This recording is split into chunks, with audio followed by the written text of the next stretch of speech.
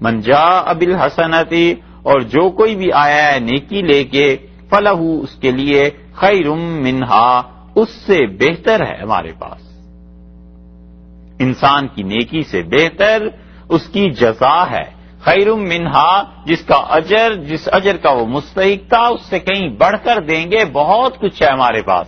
ایک آدمی نے نیکی کی تھی، ایک، اللہ اس کا اجر اسے دے گا 10 گنا، اللہ تعالیٰ اس کا اجر اسے دے گا 1000 گنا، 700 گنا، جتنا جتنا اس کے ساتھ اللہ کی مہربانی کا تعلق ہے، اللہ کی رحمت کا، اللہ کی رحمت اسے اس کی نیکی سے بڑھ کر دے گی۔ اس لیے فرمایا کہ جو کوئی نیکی لے کے آئے گا فلہ خیر منہا، اس کو ہم اس سے بڑھا کر دیں گے، وہم، اور وہ لوگ من فزع یومئذ آمنون، اس قیامت کی گھبراہٹ سے محفوظ رکھے جائیں گے۔ ان کے لیے وہ دن چین کا ہے، سکون کا ہے، آرام کا ہے، کوئی گھبراہٹ نہیں ہے اس دن میں ان پہ طاری، یعنی ان میں اتنا اطمینان ہے کہ جیسے اور لوگوں کو گھبراہٹ ہوگی انہیں گھبراہٹ نہیں ہوگی۔ اسی سے ملتی جلتی بات 17ویں پارے میں سورہ انبیاء علیہ السلام میں بھی اللہ تعالی نے کہی ہے۔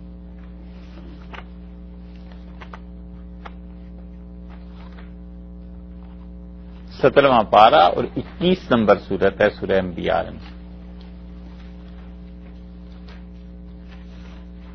کیا کہتے ہیں؟ اچھا، کہا بھی لے۔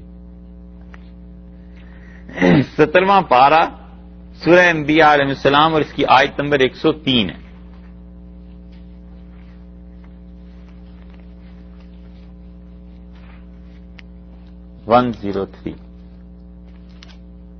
ملی ہے نا؟ اچھا، شروع اس آیت کو کیا ہے اللہ تعالی نے فرمایا کہ بلکہ اس کو 101 نمبر آیت سے دیکھیں تو پھر بات پوری ہوتی ہے۔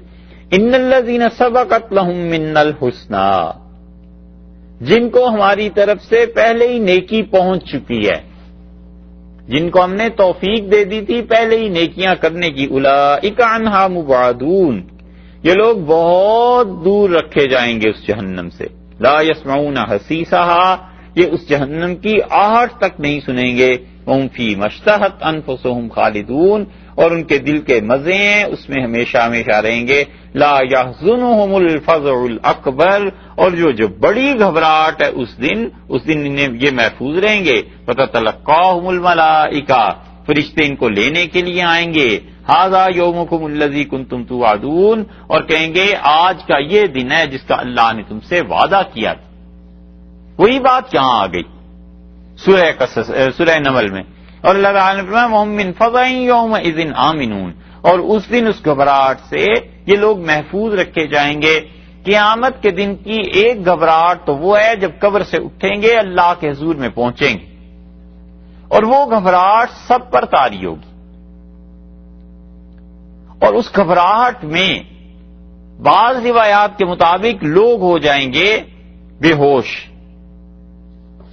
اور وہ جو بے ہوشی ہے وہ ایسی ہوگی کہ پوری کائنات پر طاری ہو جائے گی۔ جو لوگ تیسرے نفخ کے قائل ہیں اس بے ہوشی والے کے کہ پھر سور پھونکا جائے گا اور بے ہوشی اور گھبراہٹ ہوگی، یعنی اٹھیں گے لوگ قبروں سے سب کے سب، پھر سور پھونکا جائے گا، پھر آواز آنی شروع ہو جائے گی۔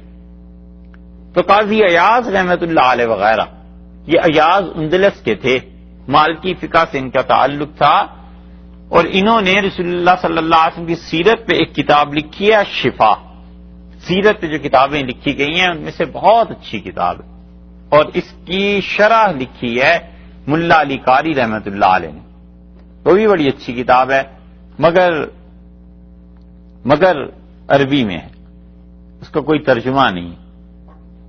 تو شفا لکھنے والے قاضی ایاز، عین سے آئیے، قاضی ایاز جو ہیں یہ کہتے ہیں کہ 3 مرتبہ نفخ ہوگا، پہلی مرتبہ وہی مرنا، دوسری مرتبہ اٹھنا، اور تیسری مرتبہ وہ کہتے ہیں قیامت میں پھر جب لوگ اٹھیں گے قبروں سے، گھبراہٹ طاری ہوگی تو ایک مرتبہ پھر آواز دی جائے گی اور اس آواز سے لوگ بے ہوش ہو جائیں گے، اور پھر اس کے بعد لوگ اٹھیں گے۔ اب جب لوگ اٹھیں گے تو پھر چوتھی بار کا بھی قائل ہونا چاہیے کہ لوگ کیسے اٹھیں گے، اس آواز سے اٹھیں گے، اس کے ابن حزم قائل ہوئے، اور ابن حزم کہتے ہیں 4 بار یہ ہوگا، اور حضرت رحمت اللہ علیہ نے، شاہ عبد القادر صاحب رحمت اللہ علیہ نے بتایا ہے 5 مرتبہ یا 4 مرتبہ بھی مان لیں تو حضرت فرماتے ہیں کہ سور پھونکنا بہت بار ہے۔ اور حدیث میں جو آیا ہے حضرت موسیٰ علیہ الصلوۃ والسلام کے متعلق، وہ کب کا آیا ہے، اسی لیے محدثین کہتے ہیں کہ اس کا مطلب ہے قبروں سے سارے اٹھائے جائیں گے انبیاء علیہ السلام، اور پھر سور پھونکا جائے گا اور لوگ بے ہوش ہو جائیں گے۔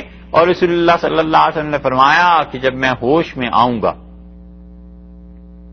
تو میں دیکھوں گا، یہ صحیح بخاری کی روایت میں ہے کہ آپ نے فرمایا میں دیکھوں گا حضرت موسیٰ علیہ السلام اللہ تعالی کا عرش کا ایک پایا پکڑ کر کھڑے ہوں گے، اور مجھے نہیں معلوم کہ موسیٰ علیہ السلام جب زندہ کیا گیا، قبروں سے سب لوگ نکالے گئے، تو اس کے بعد وہ بے ہوش ہوئے ہی نہیں، اور اللہ نے انہیں اس وجہ سے مستثنا کر دیا اس دن کی بے ہوشی سے کہ وہ طور پہ بے ہوش ہو گئے تھے، اور یا یہ کہ مجھ سے پہلے تھوڑی دیر پہلے ہوش میں آ کے وہ عرش کے پاس چلے گئے تھے۔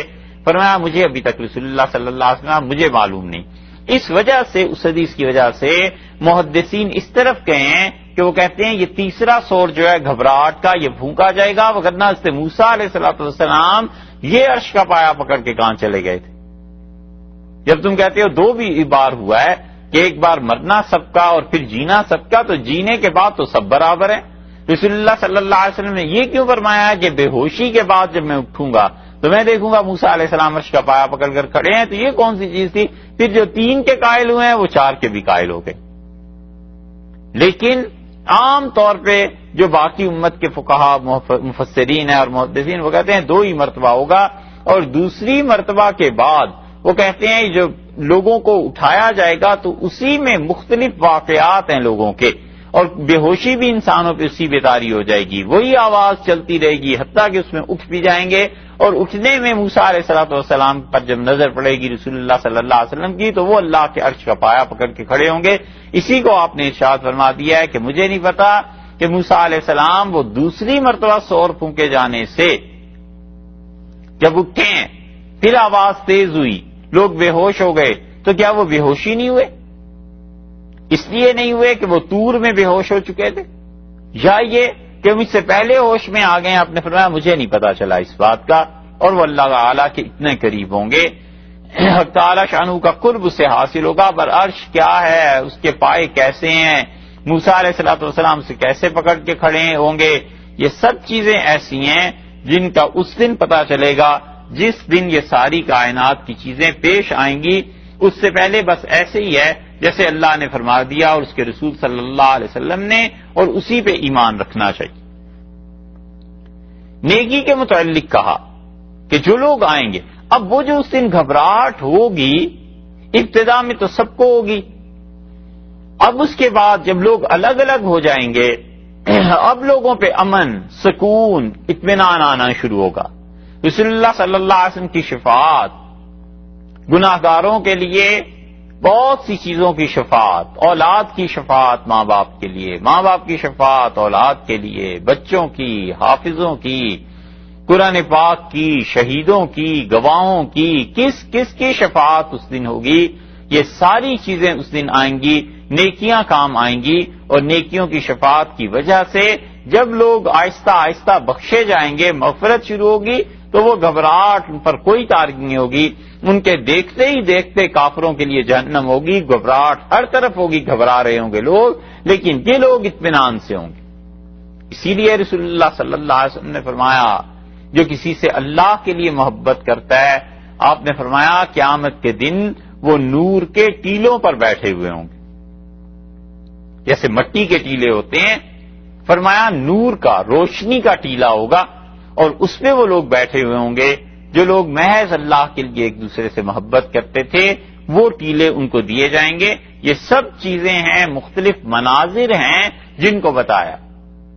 جو امانت دار، دیانت دار لوگ تھے، قیامت میں اپنی دیانت داری اور امانت کی وجہ سے یہ لوگ اللہ کے ہاں بڑے امن میں رہیں گے، اطمینان میں۔ اور یہاں فرمایا ہے کہ جو لوگ نیکی لے کے آئیں گے تو کیا معلوم کس کی کیا نیکی قبول ہو جائے اللہ کے ہاں، اور وہ آدمی قیامت میں اللہ کے ہاں اس گھبراہٹ سے محفوظ۔ پوروی زبان آپ میں سے کسی کو پتا ہے کیا ہے؟ آتی ہے پوربی؟ نہیں سنی. اچھا چلیں. شاہ عبد العزیز صاحب رحمۃ اللہ علیہ نے فرمایا، انہوں نے کہا دلی میں حضرت نے ایک محلے کا نام لیا، محلہ انبیاء علیہ السلام. اب کہاں رہا ہوگا، ختم ہو گیا ہوگا، اجڑ گیا ہوگا. حضرت نے فرمایا یہاں پر سادات کا ایک گھرانہ رہتا تھا، اور ان کے ہاں ایک عورت کام کرتی تھی، اور جوان تھی جب آئی، اور وہ جو گھر والے تھے وہ اس وقت بوڑھے تھے، انہوں نے رکھ لیا، بیٹی بنا لیا، وہ کام کرتی رہی حتیٰ کہ وہ لوگ مر گئے. جو اگلی نسل آئی ان کی بھی یہ خدمت کرتی رہی، اور ان کے ہاں گویا کہ اس کا درجہ ماں جیسا ہو گیا تھا. اب بوڑھی ہو گئی، کیا خدمت کرتی، لیکن جو بچے تھے اس کے ہاتھوں میں پلے ہوئے وہ جوان ہو گئے. تو انہوں نے کہا کہ بھی آپ ہمارے ہی یہاں رہا کریں. ہر طرح سے اس کی خدمت کرتے تھے، کام نہیں کرنے دیتے تھے. آخر اس کا بھی انتقال ہونا ہی تھا. ایک دن جب اس کا انتقال کا وقت آیا تو پوربی زبان میں کچھ کہتی تھی اور کسی کو سمجھ نہیں آتی تھی کہ کیا کہہ رہی. تو وہ سید تھے سارے جن کے گھرانے میں یہ بات ہوئی. تو انہوں نے علماء کو بلایا اور علماء سے پوچھا کہ یہ کیا کہتی ہے. تو کوئی نہیں سمجھ سکا کیا کہتی، اس کا پتہ نہیں کیا کہتی ہے. اور شدید گھبراہٹ جو موت کے لیے وقت ہوتی ہے، یعنی جسمانی کمزوری کی وجہ سے وہ اس پہ تھی. تو اس نے فرمایا ہمارے ہاں آئے اور ہمارے چچا شاہ اللہ صاحب رحمۃ اللہ علیہ کو لے گئے. اور چچا نے جا کے جب سنا تو وہ خالص پوربی زبان جو اس کی ہمیشہ سے زبان رہی اس میں کہہ رہی تھی کہ یہ دیکھو یہ آئے ہیں اور کہتے ہیں کہ لا تخافی ولا تحزنی، خوف نہ کر، رنج نہ کر، ڈر نہیں. تو چچا نے کہا اور کیا کہتے ہیں؟ تو پوربی میں جب اس سے پوچھا تو کہنے لگی بس یہی بار بار کہے جائیں کہ ڈرو نہیں، خوف نہیں کھاؤ. اور کچھ دکھاتے ہیں باغات، وہاں جانا ہے. تو چچا نے پوچھا شاہ اللہ صاحب رحمۃ اللہ علیہ نے کہ کیا تم نے کیا ہے نیکی ایسی؟ تو کہتے ہیں ہم نے ان سے پوچھا تو انہوں نے گھر والوں نے کہا ان کا کیا نیکی کرنی ہے، یہی بیٹھی رہتی تھی، بیچاری ان پڑھ تھی، کچھ آتا جاتا تو تھا نہیں. میں نے کہا نماز روزہ ان کا کبھی کبھار پڑھ لیتی تھی، نماز بھی صحیح نہیں آتی تھی. تو میں نے اس عورت سے پوچھا، شاہ صاحب رحمۃ اللہ کہتے، میں نے کہا کیا کہتے ہیں ان سے پوچھ. تو کہنے لگی کہتے ہیں تیرے گناہ بہت سے ہیں، مگر ایک مرتبہ پیسہ گر گیا تھا دودھ میں، تو نے گھر والوں کو وہ دودھ لا کے دیا، اور پھر اس کے بعد تو جب باورچی خانے میں گئی تھی تو تو نے دودھ پلٹا اور پیسہ جو تھا وہ نیچے سے نکل آیا. تو تیرے جی نے کہا کہ اس پیسے کو اپنے پاس رکھ لیں، اور پھر تم نے دل میں کہا کہ گھر والے نہیں دیکھتے مالک لیکن اللہ تو دیکھ رہا ہے، اور یہ پیسہ لے جا کے تو نے انہیں واپس کر دیا تھا. تو اللہ تعالیٰ نے ہمیں بھیجا ہے اور کہا یہ جو اس نے ہمارا خیال رکھا تھا نا کہ ہم دیکھ رہے ہیں، ہم اس سے بڑے خوش ہیں، اسے کہو بالکل پرواہ نہ کرے، ہمارے پاس آئے، ہم اسے باغات دے دیں گے، جنت دیں گے. شاہ عبد العزیز صاحب رحمۃ اللہ علیہ فرماتے تھے یہ ہے اللہ نے کہا جو ہمارے پاس نیکی لے کے آئے گا فَلَهُ خَيْرٌ مِّنْهَا، ہم اسے نیکی سے بہتر اس کی جزا دیں گے. وَهُم مِّن فَزَعٍ يَوْمَئِذٍ آمِنُونَ، اور اس وقت قیامت کی گھبراہٹ سے بالکل محفوظ رکھا جائے گا. اب دیکھو نیکی اس نے کیا کی بظاہر، لیکن اللہ کے ہاں انہی چیزوں کو دیکھ کے وہ جو کہتے ہیں نا کہ رحمت او بہانہ می جوید، اللہ کی رحمت تو بس کوئی آسرا ٹھکانہ کوئی بہانہ مانگتی ہے کہ کسی طرح اس بندے کو بخشنا ہے، کسی طرح مہربانی کرو، کوئی نہ کوئی اس کی چیز نکال لاؤ، بس کسی طرح اس پر مہربانی کریں، اس کے لیے بخشش ہو جائے. اللہ تو اللہ ہے. اللہ تعالی کی صفات کا عکس جب لوگوں پر پڑتا ہے تو لوگ اتنے اچھے ہو جاتے ہیں. محمد فضل الرحمان گنج مراد آبادی رحمۃ اللہ علیہ یہ خلیفہ تھے شاہ آفاق صاحب رحمۃ اللہ علیہ کے، اور شاہ آفاق صاحب رحمۃ اللہ علیہ دلی میں بڑے بڑے اونچے لوگوں میں شمار کیے جاتے تھے. اور عبد العدل صاحب رحمۃ اللہ علیہ کے خلفاء تھے. خیر وہ تو ایک اور لمبا قصہ ہے، لیکن مولانا فضل الرحمان گنج مراد آبادی رحمۃ اللہ علیہ جو تھے، ان کو اللہ نے بڑی خصوصیات سے نوازا تھا، بڑے صاحب کشف تھے. کہتے تھے ایک دن مولوی تجمل صاحب ایک تھے، انہیں قریب بلایا اور کہنے لگے کہ تمہیں پتہ ہے سجدہ کرتے ہوئے کیا ہوتا ہے؟ تو ان کا حضرت ہمیں نہیں پتا. تو فرمایا چھوڑو جی، جب ہم سجدہ کرتے ہیں تو ایسے لگتا ہے جیسے ہمارے گال پہ اللہ تعالیٰ نے چوم لیا ہے، پیار کیا ہے، اتنا اچھا لگتا ہے سجدہ. عجیب و غریب باتیں بتاتے تھے، اور ایسا تعلق تھا حضور صلی اللہ علیہ وسلم کے ساتھ کہ جو جاتا تھا اسے کہتے تھے بیٹھو حدیث پڑھو، بخاری شریف پڑھو، اور بخاری شریف پڑھاتے رہتے تھے. دن میں ایک مرتبہ بس درس دیتے تھے. اور مولانا میاں صاحب رحمۃ اللہ علیہ کے والد گئے اور حضرت نے 2 مرتبہ درس دیا، صبح بھی اور شام بھی. اور لوگوں نے کہا خانقاہ میں درس 1 مرتبہ ہوتا ہے، آپ کی وجہ سے حضرت نے 2 مرتبہ درس دیا. اور حضرت فرماتے تھے مولانا ابو الحسن علی ندوی رحمۃ اللہ علیہ کے والد صاحب کو ایک مولوی صاحب نے کہا کہ حضرت میں بھی آپ کے ساتھ جاؤں گا. تو حضرت بہت بچتے تھے والد صاحب انہیں لے جانے کے لیے، کیونکہ مولوی صاحب کو بہت عادت تھی بحث مباحثہ جیسے ہوتا ہے. تو ایک دن والد صاحب اسٹیشن پہ کھڑے تھے اور مولوی صاحب کی نظر پڑ گئی. ان کا اب گنج مراد آباد جا رہے ہیں، اب کہتے بنی کہ ہاں جا رہا ہوں، مرید جو تھے.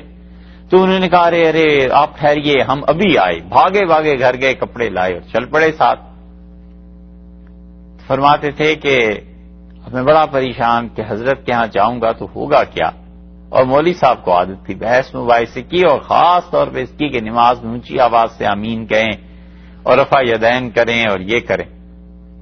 کہتے ہیں جب داخل ہوئے مسجد میں تو حضرت بخاری شریف پڑھا رہے تھے. تو حضرت نے دیکھا، فرمایا مولوی صاحب ادھر آؤ.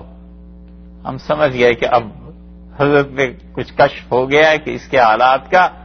فرمایا مولوی صاحب رسول اللہ صلی اللہ علیہ وسلم رات کو سوتے وقت کون سی دعا پڑھتے تھے؟ حضرت وہ تو یاد نہیں. فرمایا صبح کون سی دعا پڑھتے تھے؟ کب بھی یاد نہیں. اچھا جب دعوت کسی کے یہاں کھاتے تھے پھر کون سی دعا مانگتے تھے؟ وہ بھی یاد نہیں. تو الغرض کئی دعائیں پوچھی اور فرمایا مولوی صاحب یہ جتنی دعاؤں پر امت کا اتفاق ہے اور انہیں مانگنا چاہیے وہ تو تم نے یاد نہیں کی، اور 2-4 مسئلے یاد کر لیے جس پہ لوگ آپس میں لڑتے رہیں کہ آمین اونچی آواز سے کہیں یا نہ کہیں اور رفع یدین کریں یا نہ کریں. تو داخل ہوتے ہی کلاس ہو گئی ان کی. تو اسی طرح بہت بہت اللہ نے کشف دیا تھا. حضرت کے مولانا سید حسین حضرت مولانا حسین احمد صاحب مدنی رحمۃ اللہ علیہ کے والد بیعت تھے، اور حضرت مولانا کو فضل الرحمان صاحب رحمۃ اللہ علیہ کو حقہ پینے کی عادت تھی، بہت حقہ پیتے تھے، اور یہ عادت ان کے سارے مریدوں میں آگے چل پڑی. تو حضرت مدنی رحمۃ اللہ علیہ کے والد ان کے ہاں گئے اور بیٹھے، اسکول ماسٹر تھے. فرمایا ارے آج رات تمہارے وہ جو فلاں دادا تھے وہ آئے تھے خواب میں اور کہا ہمارا بیٹا تمہارے پاس آیا، ذرا خیال رکھنا. تو اچھا تم ان سیدوں کی اولاد میں سے ہو.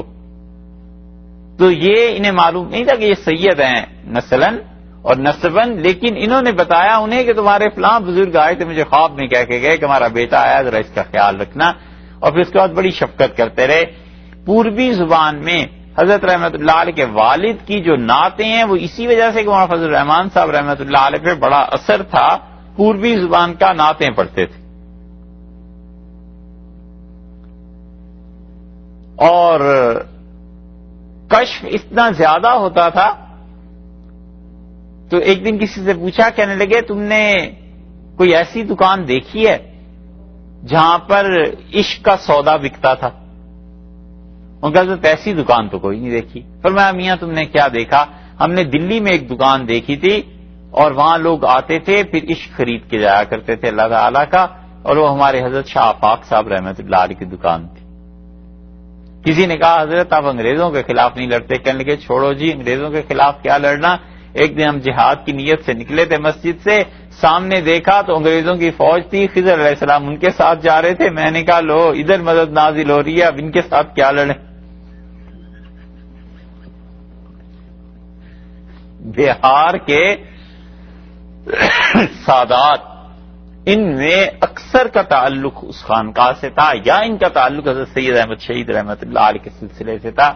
بہار میں حضرت کا بڑا اثر تھا. اور مولانا محمد علی صاحب مونگیری رحمت اللہ علیہ جو تھے، ان کی وجہ سے تو بہار بہت زیادہ لوگ ان کی وجہ سے اس سلسلے میں داخل ہو گئے تھے.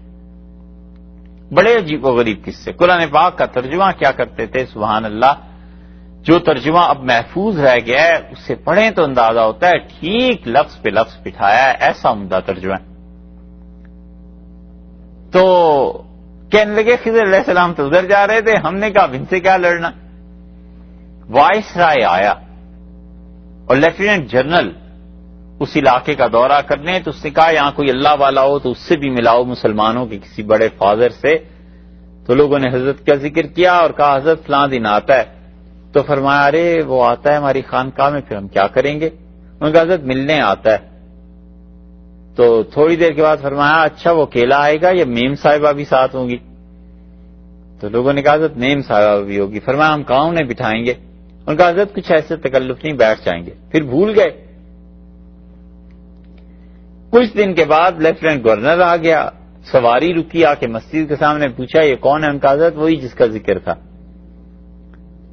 تو گورنر تو آ کے بیٹھ گیا اور اس کی بیوی تو ایک ٹیبل یا گھڑا یا کیا چیز پڑی تھی، فرمایا بیوی تو اس پہ بیٹھ جا. تو ان کا حضرت کچھ تبرک دیں. تو ایک کوئی چیز پڑی ہوئی تھی ساتھ اٹھائی، اس میں بیر تھے. فرمایا یہ جنگل کے بیر ہیں، کھاؤ انہیں، یہ تبرک ہے ہمارا.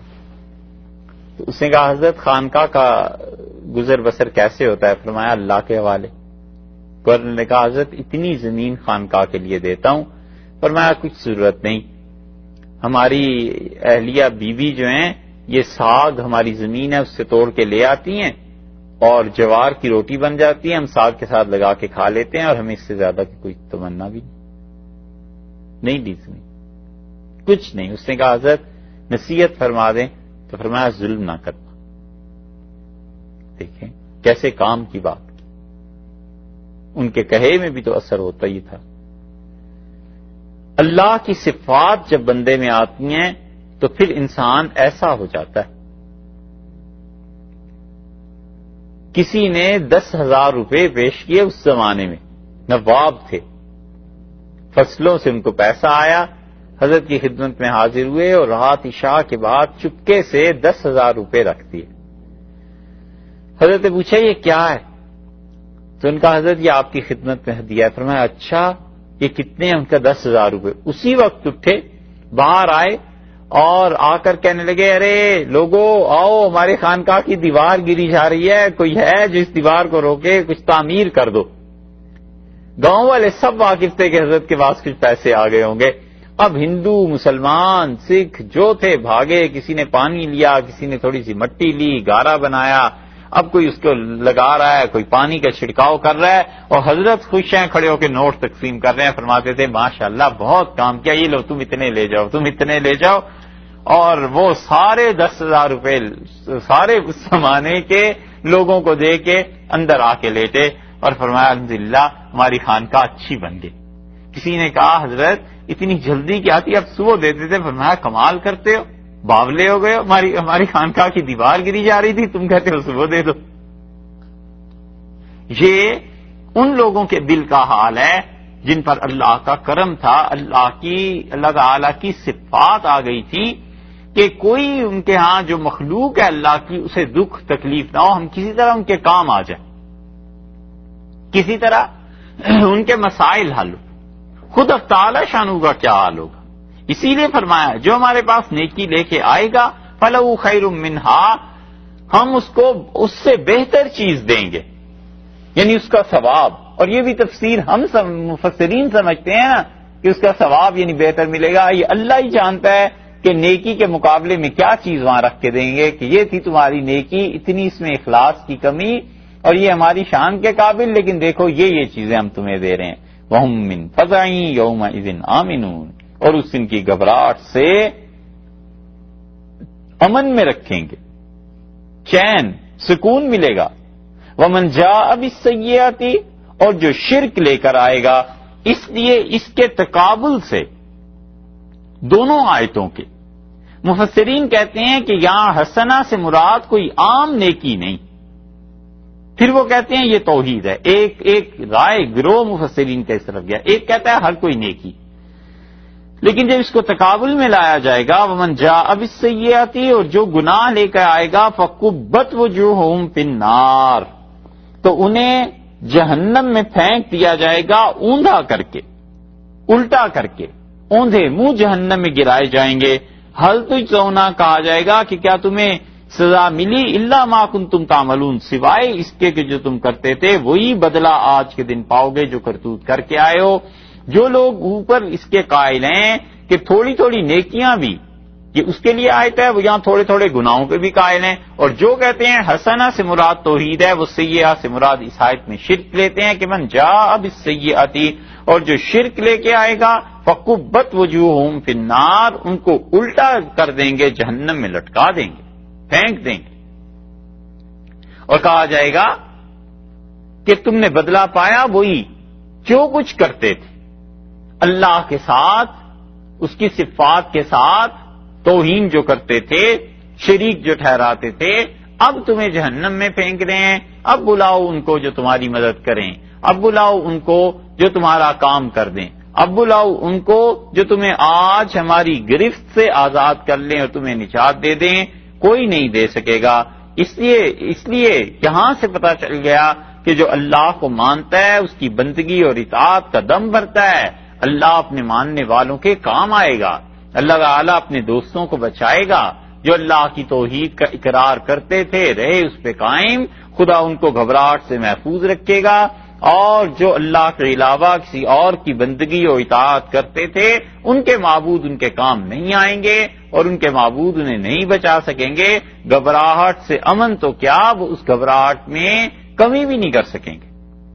انما امرت، اور بلا شبہ آپ فرما دیجئے کہ مجھے حکم ملا ہے، ان اعبدا، میں عبادت کروں، رب ہذہ البلدہ، اس شہر کے پروردگار کی، الذی، اس ذات کی، حرمہا، جس اللہ نے اس شہر کو عزت کا مالک بنایا ہے، اس شہر کو عزت والا رکھا ہے، ادب والا رکھا ہے، اس شہر کو، اس شہر کے رب کی عبادت کروں۔ بات تو سیدھی سی بھی ہو سکتی تھی کہ اللہ کی عبادت کروں۔ اللہ تعالی نے فرمایا رب ہذہ البلدۃ الذی حرمہا، اور حکم دیا گیا ہے مجھے کہ میں عبادت کروں اس پروردگار کی جو اس شہر کا ہے اور اس شہر کو جس نے عزت والا بنایا ہے۔ تو اس سے معلوم ہوا کہ کعبۃ اللہ کی عظمت، مکہ مکرمہ کی، پورے شہر کی، اللہ نے اس کو کہا کہ حرمہا، اللہ نے اس شہر کو عزت والا بنایا ہے۔ تو یہ اس پورے شہر کی عزت، حرمت، ادب اللہ تعالیٰ نے اپنی طرف نسبت کر دی، یعنی وہ بہت زیادہ عزت اور احترام کی جگہ ہے۔ اسی طرح سورہ قریش میں بھی ہے کہ قریش کو مانوس کر دیا ہم نے سفر سے، ہم نے ان کا دل لگا دیا سفر کے ساتھ۔ سردیوں میں، گرمیوں میں اتنا طویل ایک سفر کرتے ہیں، اور ہم نے ان کے دل کو اس سفر کے ساتھ مناسبت پیدا کر دی، جوڑ دی۔ اللہ تعالیٰ نے وہاں کہا فَلْيَعْبُدُوا رَبَّ هَذَا الْبَيْتِ، انہیں چاہیے کہ یہ عبادت کریں اس گھر کے پروردگار کی۔ بیت اللہ جو ہے خدا کا گھر، اس گھر کا جو رب ہے پروردگار، اس کی عبادت کریں۔ تو خاص طور پہ اس گھر کی عزت نسبت ذکر کر دی نا، یہاں پورے شہر کی نسبت کر دی کہ انما امرت ان اعبد، اور مجھے تو یہ حکم دیا ہے کہ میں بندگی اختیار کر لوں رب هذه البلدۃ الذی حرمہا، اس شہر کے پروردگار کی جو شہر بڑی عزت والا ہے۔ جب یہ شہر عزت والا ہے، اس کا مالک، اس کا رب وہ بھی بڑا ادب والا ہے، اور اس کا احترام کروں، اس کا ادب کروں، اور ادب اور احترام کے معنی یہ کہ میں اس کی بندگی بجا لاؤں، ان چیزوں کا ادب کرتا رہوں جن چیزوں کو دیکھ کر وہ اللہ یاد آتا ہے، ان چیزوں کا احترام کرتا رہوں جن چیزوں کی وجہ سے جن چیزوں کو دیکھتا ہوں تو ان چیزوں کی وجہ سے اللہ کے ساتھ تعلق پیدا ہوتا ہے. ہر وہ چیز جو اللہ کو یاد دلانے والی ہے وہ ادب کے قابل ہے، احترام کے قابل ہے. لوگوں کو چاہیے کہ اس کا ادب کریں، احترام کریں. اس لیے آپ بہت سے لوگوں کو دیکھیں گے وہ کیسے بھی گناہ گار کیوں نہ ہو، بلکہ عام طور پہ جتنے گناہ گار ہوتے ہیں نا زیادہ، اتنا ہی ان لوگوں میں ادب کا بھی غلبہ ہوتا ہے کہ احترام، ادب، یہ چیزیں. کئی لوگوں کو ہم نے دیکھا سگریٹ پیتے ہوتے ہیں اور زندگی گناہوں میں مسجد کے قریب سے گزریں گے تو سگریٹ چکا لیتے ہیں. کہ کیا چیز ہے؟ اس کے دل میں اس گھر کا ادب ہے، اس گھر کا احترام ہے. مسجد ہے، بظاہر کسی نے کچھ نہیں اسے کہا، لیکن اس کے دل میں اس کا ادب احترام. کئی لوگوں کو آپ دیکھیں بزرگوں کے ہاں جائیں گے اور ادب اور احترام کے ساتھ، یہ ادب اور احترام اس شخصیت کا نہیں، اس کی نیکی کا ہے. اور نیکی چونکہ اللہ کے لیے اس لیے اس کا ادب احترام کر رہا ہے، وغیرہ اس ذات میں خود کیا رکھا ہے، وہ بھی تو گوشت پوست اور ہڈیوں ہی کا بنا ہوا ہے. یہ ادب اور احترام اللہ کی وجہ سے ہے، اور جو اللہ کی وجہ سے ادب اور احترام کرتا رہتا ہے وہ ادب اسے اللہ کے قریب کر دیتا ہے، وہ احترام اسے اللہ کے قریب کر دیتا ہے. اللہ تعالیٰ نے اسی لیے کہا نا، یہ شہر الذی حرمہا، جسے اللہ نے ادب اور احترام کی جگہ بنایا ہے، اسی لیے بیت اللہ اور مکہ مکرمہ اس کا ادب اور احترام یہ ہے کہ آدمی کی جب بھی وہاں پہ حاضری ہو، وہاں کی زندگی باقی شہروں، اپنے شہروں کی زندگی سے مختلف ہونی چاہیے. وہاں جا کر بھی اگر انہی گناہوں کو کرنا ہے جو گناہ اپنے شہر میں ہوتے ہیں تو پھر اس کا اور اس کا فرق کیا رہا؟ وہاں جا کر بھی اگر وہی حرکتیں کرنی ہیں جو اپنی عام زندگی میں ہیں تو پھر یہاں آنے کا کیا فائدہ، وہاں جانے کا کیا فائدہ انسان کو پہنچے. تو ادب کرتا رہے، احترام. اور بیت اللہ کی بے اکرامی بہت بڑھ گئی، بہت زیادہ. یہ امت کے مسلمانوں کے مجموعی جو حالات خراب ہوئے ہیں نا، اس کی ایک وجہ یہ بھی ہے کہ حرمین شریفین کا ادب ختم ہو گیا ہے لوگوں میں، بہت بڑی کمی آ گئی ہے. بچے کھیل رہے ہیں، چیخ و چنگھاڑ ہے، کیا کیا چیزیں ہیں. مسجد نبوی ایسے بعض اوقات اس کے بعض حصے ایسے ہوتے ہیں جیسے اللہ تعالیٰ معاف فرمائے جیسے کوئی پلے پارک ہوتا ہے، پلے گراؤنڈ ہوتا ہے، اور اربوں نے لا کے اپنے بچے چھوڑے ہوئے ہیں اور وہ بھاگے چلے جا رہے ہیں. کچھ پتہ نہیں ہے کہ رسول اللہ صلی اللہ علیہ وسلم ان کا معاملہ ہے ادب اور احترام کی جگہ ہے، اور لوگ اس چیز کو نہیں جانتے. شاہ عبد الغنی صاحب مجددی رحمت اللہ علیہ جو کہ حدیث کے استاد تھے، اور دلی میں یہ جو خانقاہ ہے نقشبندیہ سلسلے کی، مولانا غلام علی صاحب رحمت اللہ علیہ، انہوں نے احمد سعید صاحب رحمت اللہ علیہ کو لکھنؤ سے بلایا تھا اپنی خانقاہ آباد رکھنے کے لیے. شاہ ابو سعید صاحب آئے، پھر احمد سعید صاحب آئے. ان کے بھائی تھے شاہ عبد الغنی مجددی، اور شاہ عبد الغنی مجددی رحمت اللہ علیہ سے بہت لوگوں نے حدیث پڑھی ہے. شاہ عبد الغنی صاحب رحمت اللہ علیہ کی جب حدیث وہ پڑھاتے تھے، پھر ان کے زمانے میں ہندوستان پورے میں حدیث پڑھانے والا ان کی ٹکر کا آدمی نہیں تھا. اتنے متقی آدمی، اتنے پرہیزگار تھے، اور ہجرت کر کے تشریف لے گئے حجاز میں، اور پھر وہاں پہنچ کے مکہ مکرمہ کے علماء نے حدیث پڑھی. پھر لیکن دل ان کا مدینہ منورہ میں لگ گیا تھا، حضرت پھر مدینہ منورہ میں ہی رہے. حضرت عثمان رضی اللہ عنہ کی جہاں قبر تھی ان کے قریب ان کی تدفین ہوئی تھی. اور جب عرب آتے تھے مسجد نبوی میں، کوئی اونچا بولتا تھا تو اشارہ کرتے تھے اور کہتے تھے حیات النبی صلی اللہ علیہ وسلم، رسول اللہ صلی اللہ علیہ وسلم زندہ ہیں، آہستہ بولو، چپ رہو. ایسے ادب احترام سے اشارے ہوتے تھے کہ مسجد نبوی میں آواز بلند نہ کرو. بیت اللہ میں آپ چلے جائیں، عین طواف کی حالت میں فون سن رہے ہیں، موبائل لگے ہوئے ہیں، تجارتیں ہو رہی ہیں، آدمی گزرتا ہے تو فکرے کانوں میں پڑتے ہیں نا، یہ سب چیزیں بے احترامی کی ہیں، اکرام نہیں. اور اگر گرمیوں کی راتیں ہوں چھوٹی، اور پھر بیت اللہ میں آپ چلے جائیے رات کے وقت میں، تو تو وہاں تو عجیب و غریب مناظر دیکھنے میں آتے ہیں، کیا کیا کہے آدمی۔ اور حج کے موقع پہ بہت سے لوگ جو ایران سے آتے ہیں حاجی، ان کے اپنے معاملات ہوتے ہیں، سیاسی معاملات، کیا چیزیں، کیا خدا کا گھر ان مقاصد کے لیے؟ اللہ نے اس شہر کے متعلق کہا ہے کہ انما امرت ان اعبد رب هذه البلدة الذي حرمها، اللہ نے مجھے حکم دیا ہے کہ میں عبادت کروں اس پروردگار کی جو اس عزت، ادب اور احترام والے شہر کا رب ہے۔ سیدھی سادی بات بھی ہو سکتی تھی کہ اللہ کی عبادت کروں، اتنی لمبی عبادت کا مطلب یہ ہے کہ لوگوں کو سمجھانا ہے کہ بیت اللہ، مکہ مکرمہ، اس کا اپنا ادب ہے، احترام۔ اتنا ادب لوگ کرتے تھے کہ سلطان محمد فاتح نے جب یہ قسطنطنیہ فتح کیا تو کتنی 23-24 سال کی اس کی عمر تھی، اور فتح کرنے کے بعد وہ چھوڑ کے چلا گیا اور اس نے کہا میں شہر کو دیکھنے کے لیے آؤں گا، اور فوج نے سارے شہر میں جیسے پراپر طریقے پہ صفائی ہوتی ہے ہر چیز کو درست کیا، اور جب وہ آئے انہوں نے دیکھا تو انہوں نے کہا میں اس شہر کے جتنے ٹیکس وصول ہوں، جتنے پیسے، تجارت، جتنے اس کے منافع ہیں، جتنا نفع ہے، یہ سارے کا سارا رسول اللہ صلی اللہ علیہ وسلم کے شہر کے لیے وقف کرتا ہوں، اس سارے پیسے کو وہاں بھیج دیا جائے۔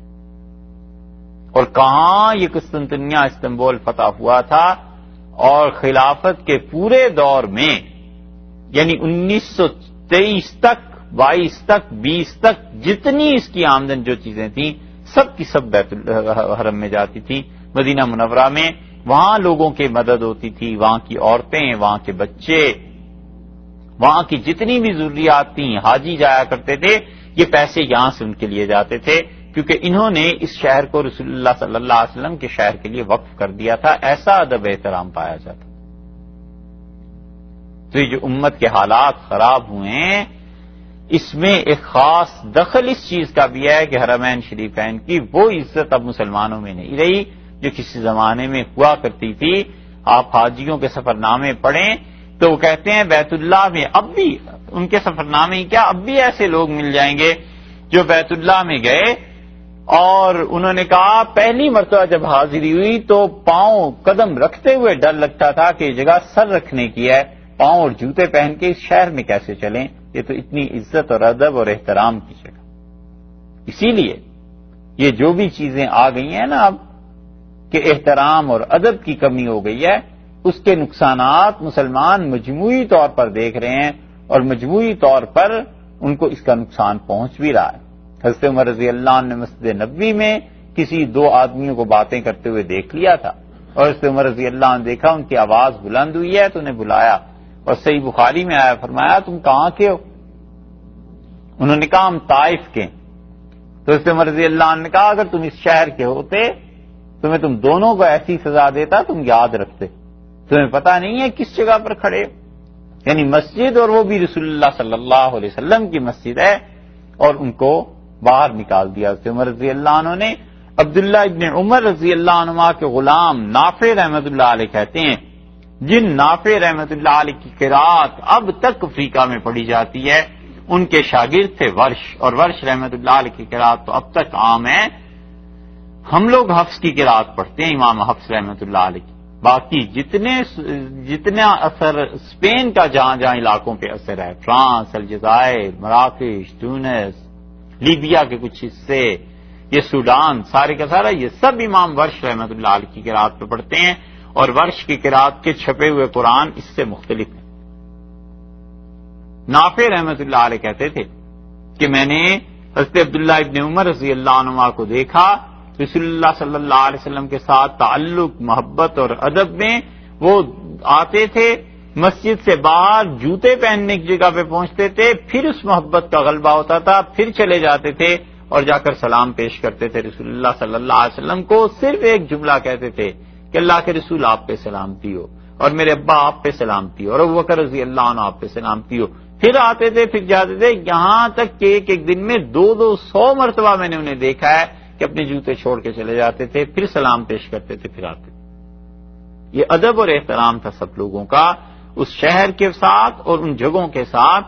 تو اللہ نے فرمایا کہ اللہ نے مجھے حکم دیا ہے، آپ کہیے کہ میں عبادت کروں اس پروردگار کی جو اس شہر کا رب ہے، مالک ہے، الذی حرمھا، جس نے اس شہر کو عزت والا بنایا ہے، ادب والا بنایا ہے، احترام والا بنایا ہے۔ وَلَهُ كُلُّ شَيْءٍ، اور اسی کے لیے تمام چیزیں، وہ اللہ تمام کائنات کا مالک، اس شہر کا تو ہے ہی ہے، باقی جو چیزیں ہیں وہ اس کے قبضے سے بھی باہر نہیں ہیں، وہ اس کی قدرت سے باہر نہیں ہیں، وہ ان سب چیزوں کو جانتا ہے، اسے معلوم ہے کہ کون اس کی عبادت کرتا ہے۔ وہ امرت، اور مجھے اس نے حکم دیا ہے، ان اکون من المسلمین، کہ میں اس کے فرما برداروں میں رہوں، یعنی میں اس کی بات مانتا رہوں، اس کے حکم پہ عمل کرتا رہوں، اس کا حکم جو ہے وہ جب میں مانتا رہوں گا، کرتا رہوں گا، تو پھر اس کے بندوں میں شمار کیا جاؤں گا۔ وہ امرت ان اکون من المسلمین، اور اس نے مجھے حکم دیا کہ میں اس کے فرما بردار بندوں میں سے رہوں۔ عبادت کو جمع کیا ہے، اسلام کو جمع کیا ہے، کہ اسلام اور بندگی معنی اس کے تقریباً ایک ہی بنتے ہیں۔ اسلام کہتے ہیں اپنے آپ کو سرنڈر کر دینا، بچھا دینا، اور بندگی عبادت وہ طریقہ جو اس نے اپنی تعظیم کا مقرر کیا ہے، اس طریقے کے مطابق اس کی تعظیم بجا لانا، یہ ہے عبادت۔ وَأَنْ أَتْلُوَ الْقُرْآنَ، اور اللہ نے مجھے یہ بھی حکم دیا ہے کہ میں قرآن کریم پڑھتا رہوں، قرآن سنا دوں۔ تین چیزوں کا کہا اللہ نے حکم دیا۔ پہلی چیز یہ کہ میں عبادت کروں اللہ کی، جو مالک ہے اس شہر کا، اور شہر بھی ادب والا۔ دوسری چیز یہ کہ اس نے مجھے کہا، حکم دیا کہ میں مسلمان ہوں۔ اور تیسری چیز یہ کہ اطلب القرآن، میں قرآن کو پڑھتا رہوں، قرآن کی تلاوت کرتا رہوں۔ یہ چیز ہے تیسری جس کا رسول اللہ صلی اللہ علیہ وسلم کو حکم دیا گیا۔ تلا اور قرأ میں فرق ہے۔ قرأت کہتے ہیں پڑھنے کو، مطلقاً ٹو ریڈ سم تھنگ، اور تلاوت کہتے ہیں مسلسل پڑھنے کو، ایک کے بعد ایک جملہ، دوسرے کے بعد تیسرا، تیسرے کے بعد چوتھا۔ اور اللہ نے مجھے حکم دیا ہے کہ میں مسلسل قرآن پاک کو سناتا رہوں، لوگوں تک پہنچاتا رہوں۔ اس سے معلوم ہوا کہ جو چیز اللہ کو پسند ہے وہ مسلسل تلاوت ہے، کہ آدمی خود بھی پڑھے، لوگوں کو بھی پڑھائے۔ اسی لیے رسول اللہ صلی اللہ علیہ وسلم نے فرمایا، خیرکم من تعلم القرآن وعلمہ، تم میں سب سے اچھا آدمی وہ ہے جو قرآن کریم کو پڑھتا ہے اور پڑھاتا ہے۔ اور حال یہ تھا کہ ایک صاحب تھے، یہ حدیث پہلے بھی آ چکی، اور وہ بیٹھے رہے اور قرآن پاک پڑھاتے رہے۔ حضرت عثمان رضی اللہ عنہ کی شہادت ہو گئی۔ کسی نے ان سے کہا کہ آپ اٹھیں، فلاں جگہ چلے جائیں۔ انہوں نے کہا امیر المومنین رضی اللہ عنہ نے مجھے بٹھایا تھا قرآن پڑھانے کے لیے، یہ کہہ کے کہ رسول اللہ صلی اللہ علیہ وسلم نے فرمایا سب سے اچھا وہ ہے جو قرآن پڑھے اور پڑھائے۔ وَهَذَا الَّذِي أَقْعَدَنِي، نبی کریم صلی اللہ علیہ وسلم کے اس جملے نے 30 سال سے مجھے اس مسجد میں پابند کر رکھا ہے۔ جو جملہ میں نے تمہیں بھی سنایا ہے، 30 سال سے بچوں کو قرآن پڑھا رہا ہوں۔ انہوں نے کہا یہی تو وہ بات ہے جس نے مجھے بٹھا رکھا ہے۔ اتنا اس کتاب کے ساتھ تعلق تھا۔ لوگ سوچیں کہ زندگی گزر جاتی ہے اور اس کتاب کے ساتھ تعلق نہیں بنتا، آخر اس کا اللہ کیا حساب کتاب کچھ پوچھ گچھ ہونی ہے یا کچھ نہیں ہونا۔ اس لیے آدمی یہ نہ سوچے کہ میری زندگی میں یہ کام پورا ہو جائے، یہ سوچنا چاہیے کہ زندگی اس کام میں پوری ہو جائے، کچھ نہ کچھ کرے قرآن کے تعلق اور حوالے سے کام۔ دیکھو بھائی، جہاں دنیا میں اتنے لوگوں نے قرآن پہ کام کیا ہے، اور بڑے بڑے مفسر، یہ مفتی ابو سعود رحمۃ اللہ علیہ، یہ صاحب مدارک امام نصفی، اور یہ صاحب روح المعانی، اور یہ جساس، یہ کتنے بڑے بڑے مفسرین تھے رحمہم اللہ۔ آپ کا کیا خیال ہے قیامت میں خدا انہیں بلا کر کوئی نام نہیں دے گا؟ جنہوں نے اپنی زندگیوں کے 50 برس قرآن میں صرف کر دیے، جب ان کی زندگیاں شروع ہوئیں اور چہرے پہ بال نہیں آئے تھے، اس وقت سے خدا کی کتاب کی خدمت میں لگے، اور جب سارے بال داڑھی اور سر سفید ہو گیا اس وقت تک لگے ہی رہے، ساری جوانی اور بڑھاپا اس میں کپا دیا۔ تو تو کیا خدا قیامت میں ان کے انعام کی قدر نہیں کرے گا، انہیں نہیں نوازے گا؟ تو پھر یقیناً خدا ان کو جزائے خیر دے گا، اور اللہ تعالیٰ ان کو اس کا بہترین صلہ عنایت فرمائے گا، کیونکہ وہ کام کر کے اگلی نسلوں کے لیے چھوڑ گئے۔ تو جتنے بھی قرآن کی خدمت کرنے والے ہیں، جس نے اللہ کے کلام کی کسی رنگ اور ڈھنگ میں خدمت کی ہے، ہم کیوں نہیں ایسا کام کرتے کہ جہاں قیامت میں یہ کہا جائے، بلایا جائے کہ وہ لوگ آئیں جنہوں نے میرے کلام کی خدمت کی تھی، ہم بھی اسی میں شامل ہو جائیں گے۔ اگر اللہ قبول کر لے تو کسی درجے میں تو نام آ جائے گا نا، چاہے ان بڑے لوگوں کے جوتوں میں ہی صحیح، چاہے جتنے بھی بیک بینچز میں کوئی بیٹھے ہوئے ہوں، لیکن یہ خدا کے کلام کا صلہ تھوڑا ہے کہ اللہ کہے یہ بھی اس آدمی نے بھی میری کلام کی کچھ خدمت کی تھی۔ تو اس لیے قرآن پاک کا تعلق انسان کی زندگی سے رہنا ہی چاہیے۔ یہ ہے کہ بجائے اس کے کہ قیامت میں کسی اور زمرے میں اٹھایا جائے، گناہگاروں کے ساتھ کسی کے ساتھ ان میں اٹھا دیا جائے کہ اس نے خدا کے کلام کی کچھ خدمت کی تھی، اللہ تعالیٰ کے ہاں تو اس کی رحمت کے لیے بہانہ چاہیے تاکہ اس انسان کو نوازیں، اس پر مہربانی کریں، کرم کریں۔ قرآن پاک کی تعلیم میں ایک آدمی جس نے 50-60 جلدوں میں فرض کر لیں تفسیر لکھتی ہے، اگر وہ خدا کے کرم اور انعام کا مستحق ہے تو وہ بھی کم نہیں ہے جس نے قرآن پاک کی تعلیم میں الف با تا بچے کسی کو پڑھایا، وہ بھی کم نہیں، اس لیے کہ اگر وہ نہ پڑھاتا تو آگے اتنا کام کیسے ہوتا؟ اس نے بنیاد رکھی ایک چیز کی۔ ہم سمجھتے ہیں مسجد میں بیٹھا قرآن پڑھایا، اس نے تو کوئی اتنا کام نہیں کیا، اور جنہوں نے تفسیر لکھی بڑا کام کیا۔ ارے اسے بھی تو کسی نے پڑھایا ہی تھا نا پہلے دن۔ بہار اب جو دنیا میں آئی ہوئی ہے یہ سب پود انہی کی لگائی ہوئی ہے۔ نسلیں ایسے ہی چلتی ہیں، ایک نسل سے دوسری نسل کی طرف کام منتقل ہوتے ہیں، اور کاموں سے آدمی بڑا بنا کرتا ہے، آدمی کام کو بڑا نہیں بنایا کرتا، کاموں سے خود آدمی بڑا ہوتا ہے، آدمی میں وزن پیدا ہوتا ہے، آدمی اچھا بنتا ہے۔ امام احمد ابن حنبل رحمۃ اللہ علیہ سے کسی نے کہا کہ خلافت نے حضرت علی رضی اللہ عنہ کو عزت دی، تو انہوں نے کہا حضرت علی رضی اللہ عنہ نے خلافت کو قبول کر کے خلافت کی عزت بڑھائی۔ ان کی بات درست تھی، یہ کہ سیدنا علی رضی اللہ عنہ اگر خلیفہ نہ بھی ہوتے تو بھی وہ چوتھے نمبر پہ تھے، صحابہ رضی اللہ عنہ میں سب سے بڑی شخصیت تھی۔ حضرت ابوبکر رضی اللہ عنہ خلیفہ نہ بھی بنتے تو بھی حضور اقدس صلی اللہ علیہ وسلم کے بعد سب سے زیادہ محترم تھے۔ یہ تو خلافت اللہ کی ایک ترتیب تھی، اس کے مطابق آ گئی، وگرنہ یہ چاروں حضرات اسی ترتیب سے ایک کے بعد دوسرے کا نمبر آتا تھا۔ اتفاق اللہ کی جانب سے ہوا کہ خلافت بھی اسی ترتیب سے مل گئی، یہ نہ ہوتے اگر حضرت عمر رضی اللہ عنہ کو خلافت نہ ملتی، حضرت سعد رضی اللہ عنہ کو مل جاتی، حضرت طلحہ، زبیر، ابو عبیدہ بن الجراح رضی اللہ عنہ کسی کو مل جاتی، حضرت ابوبکر رضی اللہ عنہ دے جاتے، تو وہ آدمی خلیفہ ہونے کے باوجود حضرت عمر رضی اللہ عنہ سے پیچھے ہی ہوتا، اس لیے کہ رسول اللہ صلی اللہ علیہ وسلم کے ساتھ تعلق ان لوگوں کا ایسا تھا۔ تو قرآن کریم جو لوگ بھی اس کی محنت، اس کی تلاوت، اس کے کام میں لگے رہتے ہیں، اللہ تعالی کی طرف سے ان پر عنایات، مہربانیاں، تجلیات، نوازشات ہوتی رہتی۔ شیخ عبدالحق صاحب محدث دہلوی رحمۃ اللہ علیہ نے اخبار الاخیار ایک کتاب لکھی ہے، اور اخبار الاخیار میں دیکھو آدمی کو کبھی کبھی کوئی نہیں جانتا، لیکن کام کیسے ہوتے ہیں اور اللہ کو کیا منظور ہوتا ہے۔ ایک زمانہ ایسا گزرا جس میں لوگ سمجھتے تھے کہ چشتی صابری سلسلہ دنیا سے ختم ہو جائے گا، نہیں چل سکتا، اور اتنے بڑے شیخ جن سے چشتیہ سلسلے کی 2 شاخیں ہوئیں، حضرت فرید الدین مسعود شکرگنج رحمۃ اللہ علیہ، یہ چشتیہ سلسلے کے بانی، یہ چشتیہ سلسلے کے مجدد تھے اپنی صدی، اور 2 بہت بڑی شاخیں اللہ نے ان کے ذریعے شروع کروائیں، ایک چشتی نظامی اور ایک چشتی صابری۔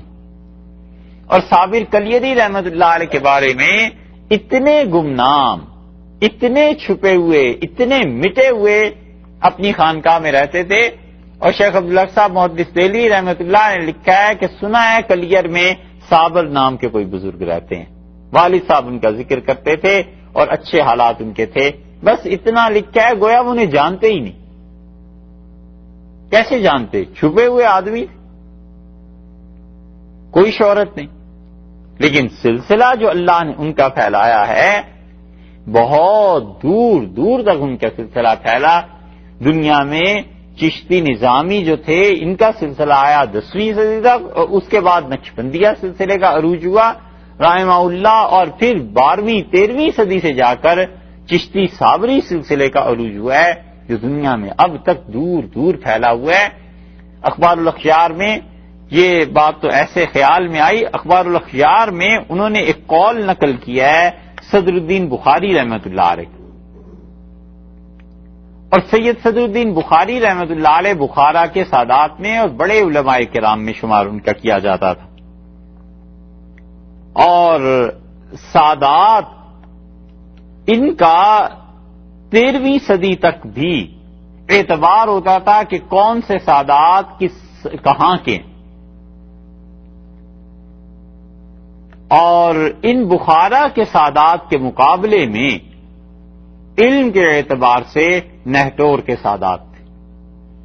نہٹور تو وہ ہے نا ایک جو بجنور کے پاس ہے، ایک نہٹور قصبہ تھا لکھنؤ کے پاس، وہاں کے نہٹوری سادات جو تھے وہ بخارا کا مقابلہ کرتے تھے، اتنا علم اللہ نے ان لوگوں کو وہاں کے سادات کو دیا۔ تو سید صدر الدین بخاری رحمۃ اللہ علیہ ان کا ایک قول نقل کیا ہے شیخ عبدالحق صاحب محدث دہلوی رحمۃ اللہ علیہ نے اخبار الاخیار میں، اور وہ فرماتے تھے کہ 2 نعمت در عالم بالفعل موجود ہے، اللہ کے 2 انعامات ایسے ہیں دنیا میں جو آج بھی موجود ہیں کہ فوق جمیع نعمت ہاست، کہ اللہ کے سارے انعامات سے بڑھ کر بلند و بالا وہ خدا کے 2 انعام ہیں، ولیکن مردم قدر آن نعمت نمی شناسن، لیکن لوگوں کو خدا کے اس انعام کی قدر کی توفیق نہیں ہوتی۔ وہ کہتے تھے ایک رسول اللہ صلی اللہ علیہ وسلم جو مدینہ منورہ میں حیات ہیں، زندہ ہیں، ایک ان کی قدر نہیں ہوتی، اور ایک قرآن پاک جو خود خدا کا اپنا کلام ہے جس نے دنیا میں بھیجا ہے، اللہ کی ذات ہی سے آیا ہے، اس قرآن کی قدر نہیں کرتے لوگ۔ اور یہ 2 اللہ کے ایسے انعامات ہیں جو وہ کہتے تھے کہ خدا کے ہر انعام سے بڑھ کر انعام اللہ نے جو کیا ہے وہ یہ ہے، لیکن لوگ اس کو پڑھنے کے لیے اس قرآن کے ساتھ اپنی زندگی کو وابستہ کرنے کے لیے تیار نہیں۔ تو جو آدمی بچے کو الف با تا پڑھاتا ہے نا، یہ بھی قیامت میں خدا کے یہاں ان لوگوں میں ہی شمار ہوگا جنہوں نے اس کے کلام کی خدمت کی۔ بہت سی عورتیں ہندوستان پاکستان میں بیوہ ہو جاتی ہیں، بچوں کو قرآن پڑھانا شروع کر دیتی ہیں، یہ اللہ کے ہاں بڑے مقام کی خواتین ہوں گی، کیونکہ انہوں نے ہی پڑھایا نا۔ اب اس بچے نے بڑا ہو کر مفسر بن جائے، مان لیا صاحب المعانی کے مقام تک پہنچ گیا، امام بخاری اور امام مسلم کا مقام اس نے حاصل کر لیا، فرض کر لو رحمہ اللہ، تو بھی اس نے الف با تا تو کسی سے آخر پڑھا ہی تھا نا۔ اس کے اس پڑھانے میں اور اس کی اس محنت کے آخری درجے تک پہنچنے میں دونوں میں برابر کا اثر ہے، اس کا ثواب اس عورت کو بھی پہنچے گا جس عورت نے اسے الف با پڑھا دی تھی۔ تو اس لیے یہ نہیں ہے کہ کوئی بہت بڑی خدمت کرے قرآن کی تو ہی ہوگا، جو خدمت اپنے سے انجام ہو سکے کرتا رہے۔ نتیجہ اس کا یہ نکلتا ہے کہ اللہ کے ہاں جب لوگ اٹھائے جائیں گے کہ لاؤ ان کو جنہوں نے میرے کلام کی خدمت کی ہے، اس کا بھی نام آ جائے گا کہ اس نے بھی کچھ لکھا تھا، اس نے بھی کچھ پڑھا تھا، اس نے بھی پڑھایا تھا، تو اللہ تعالیٰ جو کچھ دیں گے اس میں، یہ دیکھو حدیث میں کیا آیا، یہ حدیث ہے ابو داؤد کی، اور اس میں کتاب الصلاۃ کے ضمن میں یہ لائیں،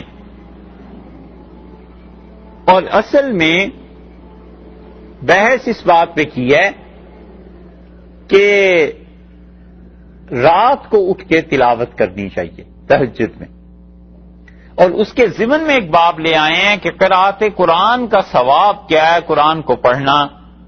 تو پہلی حدیث انہوں نے وہی ذکر کی حضرت عثمان رضی اللہ عنہ کی کہ انہوں نے کہا رسول اللہ صلی اللہ علیہ وسلم نے فرمایا کہ تم میں سب سے اچھا آدمی وہ ہے جو قرآن کو پڑھے، تو قرآن کی تعلیم دے، اسے پڑھے اور پڑھائے، سکھائے. اور پھر وہ حضرت سہل بن معاذ رحمۃ اللہ علیہ کی روایت لائیں. یہ سہل بن معاذ جو ہیں ان کے والد حضرت معاذ رضی اللہ عنہ رسول اللہ صلی اللہ علیہ وسلم کے صحابی ہیں. انہوں نے کہا کہ نبی کریم صلی اللہ علیہ وسلم نے فرمایا من قرأ القرآن وعمل بما فیہ، جس آدمی نے قرآن کو پڑھا پھر سمجھا کہ اللہ نے کیا کہا ہے اس کتاب میں، اور سمجھنے کے بعد اس نے پھر اس پہ عمل بھی کیا. اب جس نے قرآن کو پڑھا ہی نہیں ہے سرے سے وہ کیا کرے گا؟ اسے کیا پتا چلے گا کہ عمل کیا چیز ہے؟ فرمایا جس نے قرآن کو پڑھا اور وہ عامل بما فیہ، اور عمل کیا اس چیز پہ جو قرآن میں تھا، تو البس والداہ تاجا یوم القیامہ، قیامت کے دن اللہ تعالی اس کے ماں اور باپ دونوں کو تاج پہنائے گا. ضوءہ احسن من ضوء الشمس فی بیوت الدنیا، اور اس میں جگمگاہٹ ایسی ہوگی جیسے دنیا میں تم میں سے کسی آدمی کے گھر میں سورج کو نازل کر دیا جائے. کس قدر روشنی اور کس قدر بڑا نور کا ذخیرہ اور منبع ہے. فرمایا اس کے ماں اور باپ دونوں کا ایسا تاج پہنا دیں گے کہ اس کے ہیرے ایسے جگمگائیں گے جیسی جگمگاہٹ اس دنیا میں جیسے تمہارے کسی گھر میں سورج کو بھیج دیا جائے تو ہو جائے. لو کانت فیکم، اگر یہ سورج تم میں آ جائے، فما ظنکم، رسول اللہ صلی اللہ علیہ وسلم کہ تمہارا کیا خیال ہے بالذی عمل بہذا، اس شخص کے متعلق جس نے اس قرآن کو پڑھا، سمجھا، عمل کیا. یہ تو اس کے ماں باپ کا اکرام اور عزت ہے، خود اس کا کیا حال ہوگا؟ اس سے پتہ چلتا ہے کہ قرآن صرف اپنے پڑھنے اور اپنے عمل کرنے والے کو ہی نفع نہیں دیتا، اپنے والدین کو بھی نفع پہنچاتا ہے. اس لیے اپنے بچوں کو قرآن پڑھائی. یہ جو کچھ ریکارڈنگ ہو رہی ہے، جو چیزیں ہو رہی ہیں، یہ آپ کو اس درجے میں بھی کام آئیں گی. ہم یہ نہیں کہتے کہ کوئی تفسیر کرنی ہے، یہ چیزیں کرنی ہیں، بڑے علوم چاہیے اس کے لیے، بڑا نازک مرحلہ ہے. مگر اتنا تو آپ کر سکتے ہیں کہ آپ کے بچے جب سمجھدار ہو جائیں تو اس امریکہ میں، اس ماحول میں، اسکول انہوں نے جانا ہے، کہاں کہاں جانا ہے، آپ ان کو ہفتے میں 2 گھنٹے 4 گھنٹے اپنے پاس بٹھا کے ویکینڈ پہ ہی روزانہ 2 گھنٹے صبح و شام کر کے اس قرآن کو سن کے انہیں پڑھائیں، انہیں بتائیں کہ یہ دیکھو اللہ نے یہ کہا ہے اس آیت میں، اللہ نے یہ چیز ارشاد فرمائی ہے. وگرنہ بچوں کی فکری تربیت نہیں ہوگی، اور فکر کی تربیت اگر نہ ہوئی ہو تو آدمی کسی کام کا نہیں. ایک آدمی ہے جو فکر سے بنا ہوا ہوتا ہے، یہ اصل اثاثہ ہے دین کا، اور ایک ہے جو عمل کر رہا ہوتا ہے وہ اس سے نسبتاً کم درجے میں ہے. اور لوگ عمل والے کو ترجیح دیتے ہیں، اور اہل نظر جانتے ہیں کہ عمل والے سے جو نظریاتی آدمی ہے یہ کتنا بڑا اثاثہ ہے. پارٹی کے لیے ورکرز کام کرتے ہیں، بچے کام کرتے ہیں، دن رات محنت کرتے ہیں اپنے لیڈرز کے لیے، لیکن ان لیڈرز میں کوئی عقل مند ہو تو اس سے پوچھیں، وہ کہتا ہے یہ ورکرز ہیں، ان کی خوبیاں بڑی اچھی ہیں، قابل قدر ہیں، لیکن ہمارا اصل اثاثہ پارٹی کا وہ ہیں جو پارٹی کی پالیسیز کو سمجھتے ہیں، ان چیزوں کو جانتے ہیں جو اوبے کرواتے ہیں باقی لوگوں سے. کسی بھی جگہ جو نظریاتی آدمی ہوتا ہے نا، یہ مات نہیں کھاتا. نماز پڑھتا ہے، 10 سال سے نماز پڑھ رہا ہے، ذرا سا کوئی موقع صبر کا آیا، پیسے کم ہو گئے، کوئی قدرتی حادثہ پیش آ گیا، بچے کا انتقال ہو گیا، تو یہ جو صبر کا مرحلہ پیش آیا، یہ 10 سال کا نمازی اس موقع پہ پہنچ کے اپنا حال اس کا دیگر گم ہو جاتا ہے. اللہ تعالیٰ سے شکایت، ایسی چیزیں پیدا ہو جاتی ہیں. اس کے مقابلے میں اللہ پہ ایمان، توحید، خدا کی ذات کا علم، اس کی صفات کا اور صبر اس میں پیدا ہوا ہوتا ہے، تو وہ نماز چاہے کم پڑھتا ہے لیکن اس موقع پہ بھی اللہ کی نافرمانی نہیں کرتا. کوئی جملہ ایسا زبان سے نہیں نکالتا کہ اللہ کے ادب احترام میں کوئی کمی آئے. وجہ اس کی یہ ہے کہ آدمی نظریاتی طور پر بنا ہوا ہے. تو جو نظریاتی لوگ ہوتے ہیں وہ ہیں اصل، اس لیے لوگوں کے دماغ بنانے چاہیے، ذہن بنانے چاہیے، اعمال اس کے بعد بنتے ہیں، ایمان پختہ ہوتا ہے، نبوت کے مقام کا علم ہوتا ہے کہ انبیاء علیہ السلام کتنے جلیل القدر تھے، نبوت کی راہ کتنی عظیم راہ تھی، اور نبوت کے راستے پہ جتنے بعد میں آئے ہیں صحابہ کرام رضی اللہ عنہم ہی کیوں نہ ہو، نبوت کی گرد راہ تک نہیں پہنچے۔ نبوت چیز ہی الگ ہے، خدا نے وہ مقام ہی اتنا بڑا بنایا ہے کہ جس کو اللہ نبی بناتا ہے علیہ الصلوۃ والسلام، اس کے ذریعے سے خدا کروڑوں کو جنت میں داخل کرے گا اور کروڑوں جہنم میں جائیں گے۔ اس آدمی کی تکذیب کی وجہ سے تو کوئی چھوٹی سی چیز تھوڑی، یہ نظریاتی آدمی بنے ہوئے ہوتے ہیں، وہ اصل اثاثہ ہیں دین کا، وہ کہیں نہیں مار کھاتے۔ بڑے سے بڑا کفر اور شرک ان کے سامنے آ جائے، ان کی عقل اور ان کی طبیعت مل جاتی ہے اس پہ کہ اللہ کا دین بس یہی اصل ہے، ہمیں اس کو نہیں چھوڑنا۔ ایسے لوگوں کے اعمال میں کبھی کمی واقع ہو جاتی ہے، لیکن ایسے لوگوں کا ایمان بڑا مضبوط ہوتا ہے، اور یہ لوگ ہیں جو کہلاتے ہیں صدیقین جو ہیں وہ اس مقام کے آدمی ہوتے ہیں۔ اور اسی لیے رسول اللہ صلی اللہ علیہ وسلم پر آپ دیکھیں عجیب بات ہے، کافر ملے جا کے حضرت بکر رضی اللہ عنہ سے، اور انہوں نے کہا کہ کیا تم اس بات پر یقین رکھتے ہو کہ کوئی آدمی ایک رات کو یہاں سے اوپر مسجد اقصیٰ چلا جائے اور پھر واپس آ کے خبر بھی دے دے اور آسمانوں پہ چلا جائے؟ کوئی اور آدمی ہوتا تو وہ نہ کر دیتا۔ حضرت بکر رضی اللہ عنہ نے کہا کیا تم رسول اللہ صلی اللہ علیہ وسلم کی بات کرتے ہو؟ میں تو اس سے بھی بڑی چیز پہ ایمان لا چکا ہوں کہ جبریل دن میں کئی مرتبہ آتا ہے۔ تو جبریل امین اگر آ سکتا ہے تو رسول اللہ صلی اللہ علیہ وسلم کیوں نہیں جا سکتے؟ یہ نظریاتی آدمی ہے نا، یہ بنے ہوئے تھے۔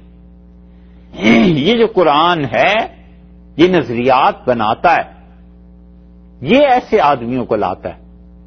تو جب قرآن پہ اس کا نظریہ یقین قائم ہو جائے گا کہ اللہ کی یہ کتاب ہر مشکل کا حل ہے، اور خدا کی یہ کتاب بڑی سے بڑی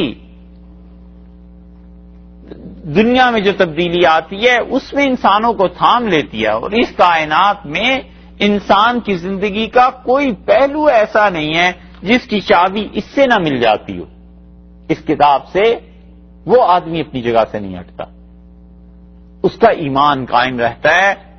یہ وہ چیز ہے، اسی لیے اس کے متعلق کہا ہے کہ تمہارا کیا خیال ہے پھر اس کے متعلق، عمل بہذا، جس نے اس قرآن پہ خود عمل کر لیا اس کا کتنا اکرام ہوگا، جس کے ماں باپ کو اللہ ایسا تاج پہنا دے گا کہ اس کی کرنیں، اس کی شعائیں، اس کی نور، اس کی جگمگاہٹ ایسے ہی ہے جیسے کہ من ضوء الشمس فی بیوت الدنیا لو کانت فیکم، جیسے کہ سورج تم میں سے کسی کے گھر میں دنیا میں آ جائے تو اس کا جو معاملہ ہے ویسے ہی معاملہ اس کا ہو جائے، اس کے ماں باپ کا ہو جائے گا۔ یہ تو ماں باپ ہے۔ اس کی ایک وجہ بھی ہے، اور وجہ یہ ہے کہ اس کے ماں باپ نے اسے اجازت دے دی تھی کہ وہ قرآن کا کام کرے۔ اس کے ماں باپ اگر اس کو معاش میں لگا دیتے اور اسے قرآن پاک کے لیے نہ چھوڑتے تو پھر کیا ہو جاتا؟ یہ چیز ہے۔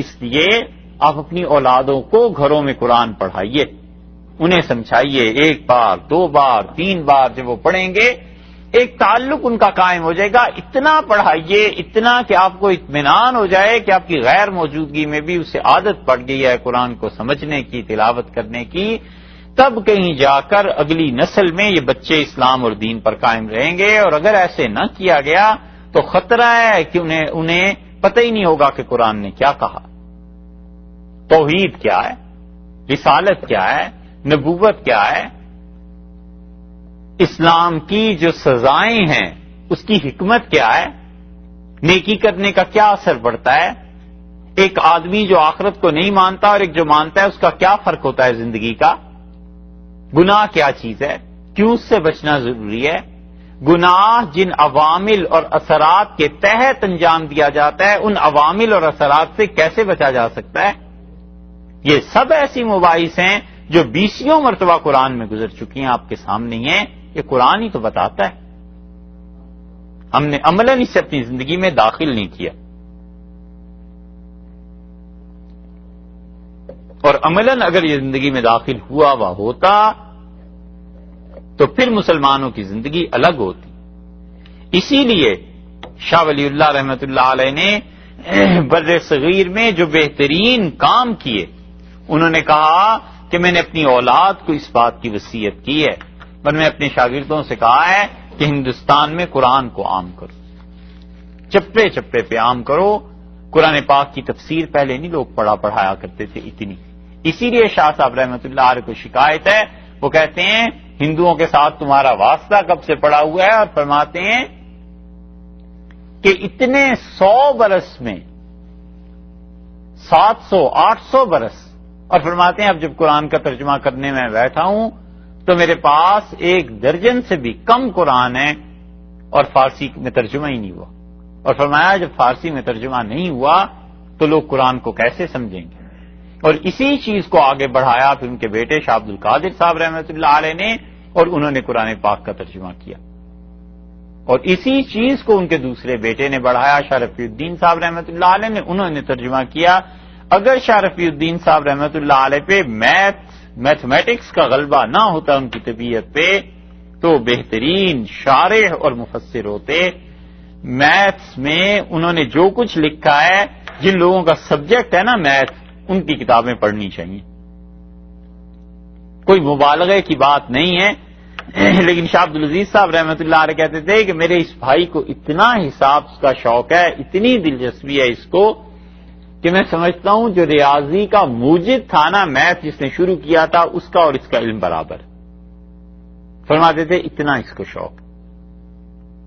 شاہ رفیع الدین صاحب رحمۃ اللہ علیہ کو لوگوں نے نام نہیں سنا، ان کا قصیدہ کوئی ذرہ بھر مبالغے سے کام نہیں لیتے، اور قسم اٹھانے کو اس پہ تیار ہیں کہ ابو علی سینا کے قصیدے کا اس نے جواب لکھا ہے حضرت نے، شاہ رفیع الدین صاحب رحمۃ اللہ علیہ نے۔ اور ابو علی سینا بھی ہوتا تو توبہ کر لیتا کہ میرے بعد ایسے لوگ بھی آئیں گے۔ ایسی زبردست عربی ہے، ایسا کلام ہے کہ ابو علی سینا کا سارا فلسفہ پگھل کے بہ گیا ہے، ایسا شاہ رفیع الدین صاحب رحمۃ اللہ نے لکھا۔ شاہ عبد العزیز صاحب رحمۃ اللہ علیہ کہیں ان کی تفسیر محفوظ رہ جاتی، انہوں نے جوانی میں قرآن پاک کی تفسیر لکھی، اور اس کے صرف اب کتنے 2 3 3.5 پارے ملتے ہیں، اور وہ 3.5 پارے پڑھ کر خیال آتا ہے کہ یا اللہ اس آدمی کو کتنا علم تھا، کوئی علم جو چھوڑا انہوں نے اس میں، جو علم ایسے لگتا ہے جیسے ابن تیمیہ رحمۃ اللہ علیہ کے متعلق ذہبی نے لکھا ہے۔ ذہبی کہتے ہیں ابن تیمیہ رحمۃ اللہ علیہ جب بولتے تھے ہمارے زمانے میں یا لکھتے تھے تو ہمیں ایسے لگتا تھا کہ یہ سارے علوم، شاعری، تاریخ، حدیث، تفسیر، فقہ، یہ سب ان کے سامنے کھڑے ہیں، جس کو چاہتے ہیں ہاتھ سے پکڑ کے بلا لیتے ہیں، شروع کر دیتے ہیں، جس کو چاہتے ہیں کھڑا کر دیتے ہیں۔ یہ شاہ عبد العزیز صاحب رحمۃ اللہ علیہ کا بھی یہی حال۔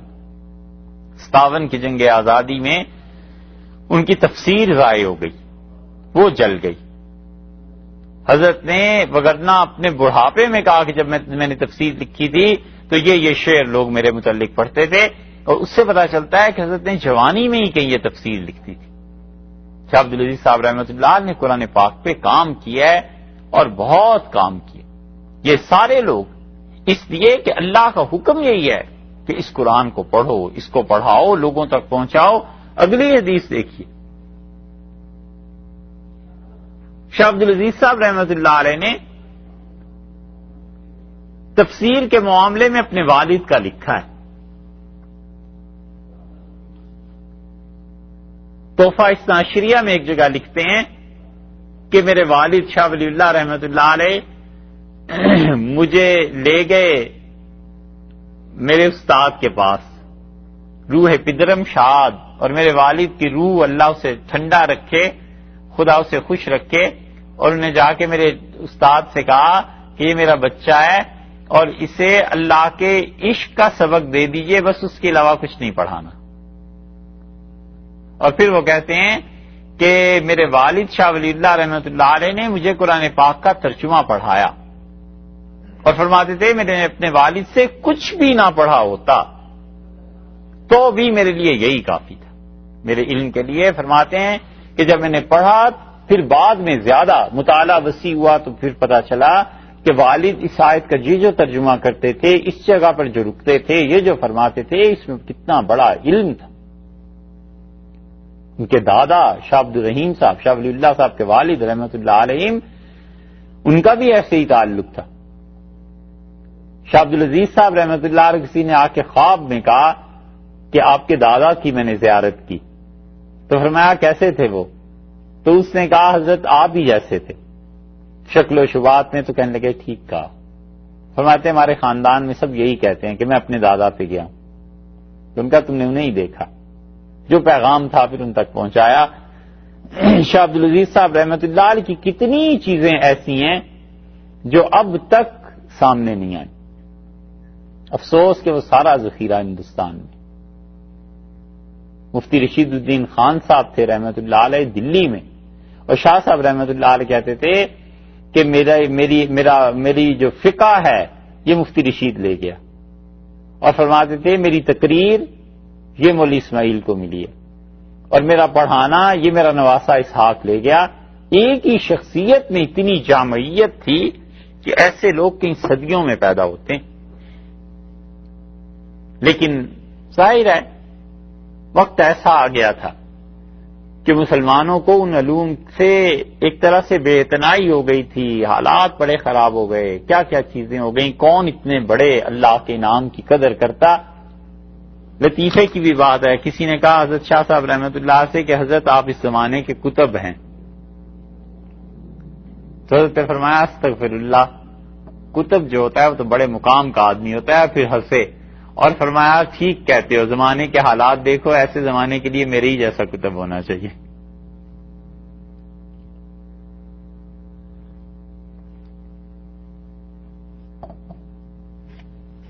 خیر ساری کتابیں وہاں، ان کے فتاوی نہیں ملتے، یہ کئی ہیں.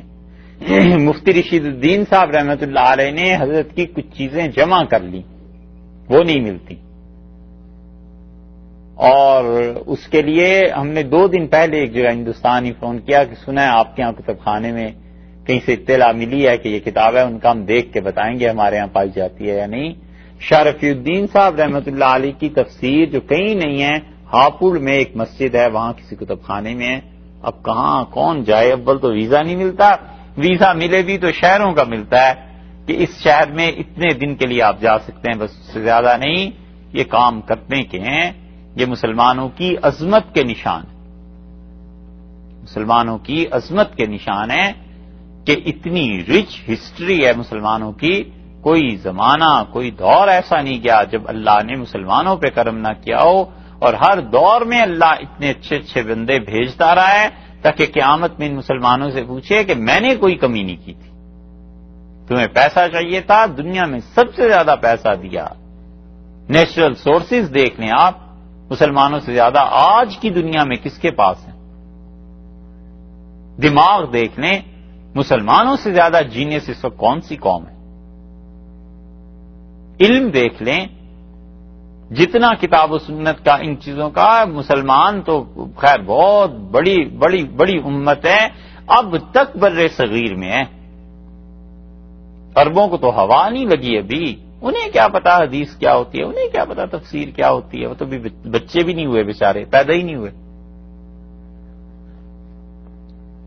اتنا ٹھوس علم ہے.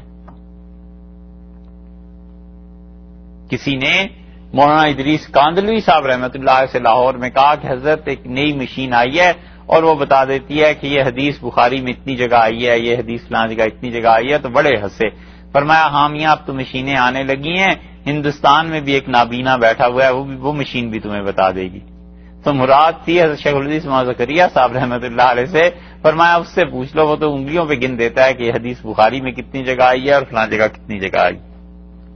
علم ہے نا. شاہ عبد العزیز صاحب رحمۃ اللہ علیہ کی وہ کتابیں جس میں انہوں نے شاعری کی ہے، ان کی ایک نعت ہے عربی کی، اتنی زبردست ردم اس کی بنتی ہے کہ کوئی آدمی صحیح عربی جانتا ہو اور دوسرا کوئی اچھی آواز میں پڑھ دے، شرط لگا لیں جو اس کے سامنے کوئی بیٹھ سکے، دیوانہ ہو جائے، رقص کرنے لگے، ایسی زبردست ردم ہے اس کی، حیران ہوتے ہیں ہم کہ شاہ صاحب رحمۃ اللہ علیہ اتنی زبردست شاعری. اگر مل جائے یہ بیاض رشیدی تو اب جو کچھ اب تک سامنے آیا ہے حضرت کے 7-8 شعر آئے ہیں، شاید اس میں پوری وہ نعت ہو حضرت کی، اور انہوں نے کمال کیا ہے. شاہ ولی اللہ رحمۃ اللہ علیہ نے رسول اللہ صلی اللہ علیہ وسلم کی تعریف میں 4 شعر لکھے، پھر 4 ربائی. شاہ صاحب رحمۃ اللہ اپنے والد کے 3 مصرے لیتے ہیں، پھر 4تھا مصرا اس پہ اپنا خود لگا دیتے ہیں، پھر 4 لیتے ہیں، 5واں اپنا لگا دیتے ہیں، پھر اسی طرح انہوں نے اس پوری چیز کو مکمل کیا ہے، اور بہت اچھی چیز. یہ سب لوگ جو تھے یہ قرآن پاک کی خدمت اس میں لگے رہے، شاہ عبدالعزیز صاحب رحمۃ اللہ علیہ خاص طور پہ، اور یہ ان کی فکر تھی جو آگے پھیلی. اسی لیے عملاً سید احمد شہید رحمۃ اللہ علیہ کی تحریک شروع ہوئی کہ انہوں نے کہا کہ دلی میں حکومت جو ختم ہو گئی ہے، کسی طرح مسلمانوں کا سیاسی عروج واپس آ جائے اور یہ چیزیں کی جائیں. سید صاحب رحمۃ اللہ علیہ کا انتقال ہو گیا، یا سید صاحب رحمۃ اللہ علیہ کی شہادت ہو گئی. ایک روایت کے مطابق یہی لوگ تھے جنہوں نے 1857 کی جنگ آزادی لڑی، اور جب 1857 میں ختم ہو گئے باقی بھی، انہوں نے کہا آدمی ختم ہو گئے ہیں، اب کچھ فکر کرو آدمی بنانے کی، تمہارے پاس آدمی نہیں رہے. اور اسی کا نتیجہ یہ نکلا کہ 50 سال تک وہ چپ کر کے بیٹھے، افراد تیار کرتے رہے حتیٰ کہ پورا ہندوستان گونج اٹھا کہ علم یہاں پر ہے. انہوں نے کہا اب اس کو سیاسی رخ دو اور نکالو ان کو ہندوستان سے، اور مسلمانوں کی تحریکیں اٹھیں. کون سا خطہ ایسا تھا جس میں ہندوستان پورے میں چھوٹے سے چھوٹا شہر کون سا ایسا تھا، کسی ایک کا نام لے کے کوئی بتائے، جہاں کے لوگوں نے انگریزوں کو نکالنے کے لیے جدوجہد نہیں کی اور ان کا تعلق آخر پہ پہنچ کے شاہ ولی اللہ کی اس تحریک سے نہیں ملتا رحمۃ اللہ علیہ. سب ایسے تھے، کراچی سے لے کے بنگال تک، اور کلکتہ، آسام، بہار، یوپی تو گڑھ تھا، سی پی، حیدرآباد، دکن، اتر پردیش، اور اس سے بھی آگے چلے جائیں ادھر کو دکن، اور دکن سے کے آگے یہ جو ساحلی قصبات ان کے آتے ہیں، اور مدراس، ہر طرف یہ لوگ پھیل گئے تھے. اور منبع کیا ہے، مرکز کیا ہے، یہ 3-4-5 آدمی کہ زندگیاں انہوں نے لگا دی اس پہ، اور بیٹھے رہے، کام کرتے رہے. اللہ نے ان کے کاموں میں برکت دی. اس لیے وہ لوگ زور دیتے تھے اس پہ کہ قرآن کے ذریعے اپنی تحریک کو چلاؤ، اس کو عام کرو، کیونکہ نظریاتی آدمی بنتا ہے نا، تو جو آدمی نظریے کے تحت اپنی زندگی گزارتا ہے وہ کہیں زیادہ سرمایہ اور اثاثہ ہے اس آدمی کی نسبت سے جو عمل میں چاہے جتنا بھی پختہ ہو لیکن بنا بھی نہیں ہوتا ذہنی طور پہ. تو نتیجہ یہ کہ اسلام کی اتنی مدافعت وہ کر نہیں سکتا.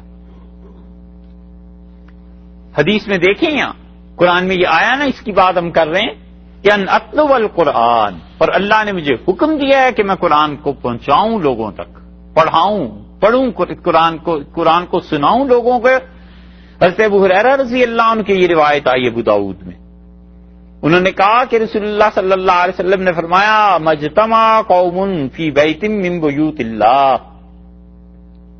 جب بھی لوگ اکٹھے ہوتے ہیں خدا کے گھروں میں سے کسی گھر میں، کسی مسجد میں، یتلون کتاب اللہ، اور اللہ کی کتاب کی تلاوت کرتے ہیں، وَيَتَدَارَسُونَهُ بَيْنَهُمْ، اور آپس میں ایک دوسرے کو سیکھتے ہیں، سکھاتے ہیں. قرآن کریم سیکھتے بھی ہیں، سکھاتے بھی ہیں. إِلَّا نَزَلَتْ عَلَيْهِمُ السَّكِينَةُ، رسول اللہ صلی اللہ علیہ وسلم نے فرمایا یہ جب بھی ہوگا اللہ کی طرف سے ان پہ سکون نازل کیا جاتا ہے. وَغَشِيَتْهُمُ الرَّحْمَةُ، اور خدا کی رحمت انہیں ڈھانپ لیتی ہے. وَحَفَّتْهُمُ الْمَلَائِكَةُ، اور اللہ کے فرشتے ان پر اپنے پر بچھا دیتے ہیں اس مسجد میں. وَذَكَرَهُمُ اللَّهُ فِي مَنْ عِندَهُ، اور اللہ کے ہاں جو فرشتے ہیں خدا ان کے اس بیٹھنے کا تذکرہ اپنے فرشتوں کے سامنے کرتا ہے کہ دیکھو وہاں وہ لوگ میری کتاب کو پڑھ رہے ہیں اور پڑھا رہے ہیں. یہ کوئی چھوٹی سی چیز ہے کہ اللہ کے ہاں کسی آدمی کا تذکرہ ہی آ جائے، کسی کا ذکر ہی آ جائے، کسی کا خیال ہی اس ذات پاک کے ہاں سے گزر جائے، یہ بہت بڑی سعادت۔ اسی لیے اس قرآن کو پھیلانے کا حکم دیا گیا۔ رسول اللہ صلی اللہ علیہ وسلم نے یہ اگلی روایت ہے عقبہ ابن عامر رضی اللہ عنہ کی، جو ہے نا قبیلے کے تھے یہ عقبہ ابن عامر رضی اللہ عنہ، انہوں نے کہا خرج علینا رسول اللہ صلی اللہ علیہ وسلم، رسول اللہ صلی اللہ علیہ وسلم ہمارے پاس تشریف لائے، ونحن فی الصفہ، اور ہم صفہ میں بیٹھے ہوئے تھے۔ اصحاب صفہ یہ 400 کے قریب آدمی تھے، اور رسول اللہ صلی اللہ علیہ وسلم کی قبر مبارک اگر آپ کے ذہن میں ہے تو اس قبر مبارک میں آگے کی طرف اگر دیکھیں تو 2 یا 3 صفیں بنی ہوئی ہیں، اور پھر بیت اللہ کی دیوار ہے، اور رسول اللہ صلی اللہ علیہ وسلم کا چہرہ مبارک ظاہر ہے کہ قبر میں قبلے کی طرف ہے، تو جس طرف کو پشت بنتی ہے، پیٹھ، ادھر ایک چبوترا ہے، یہ جو چبوترا ہے یہ اصحاب صفہ کی جگہ تھی، یہاں وہ رہتے تھے، بیٹھتے تھے۔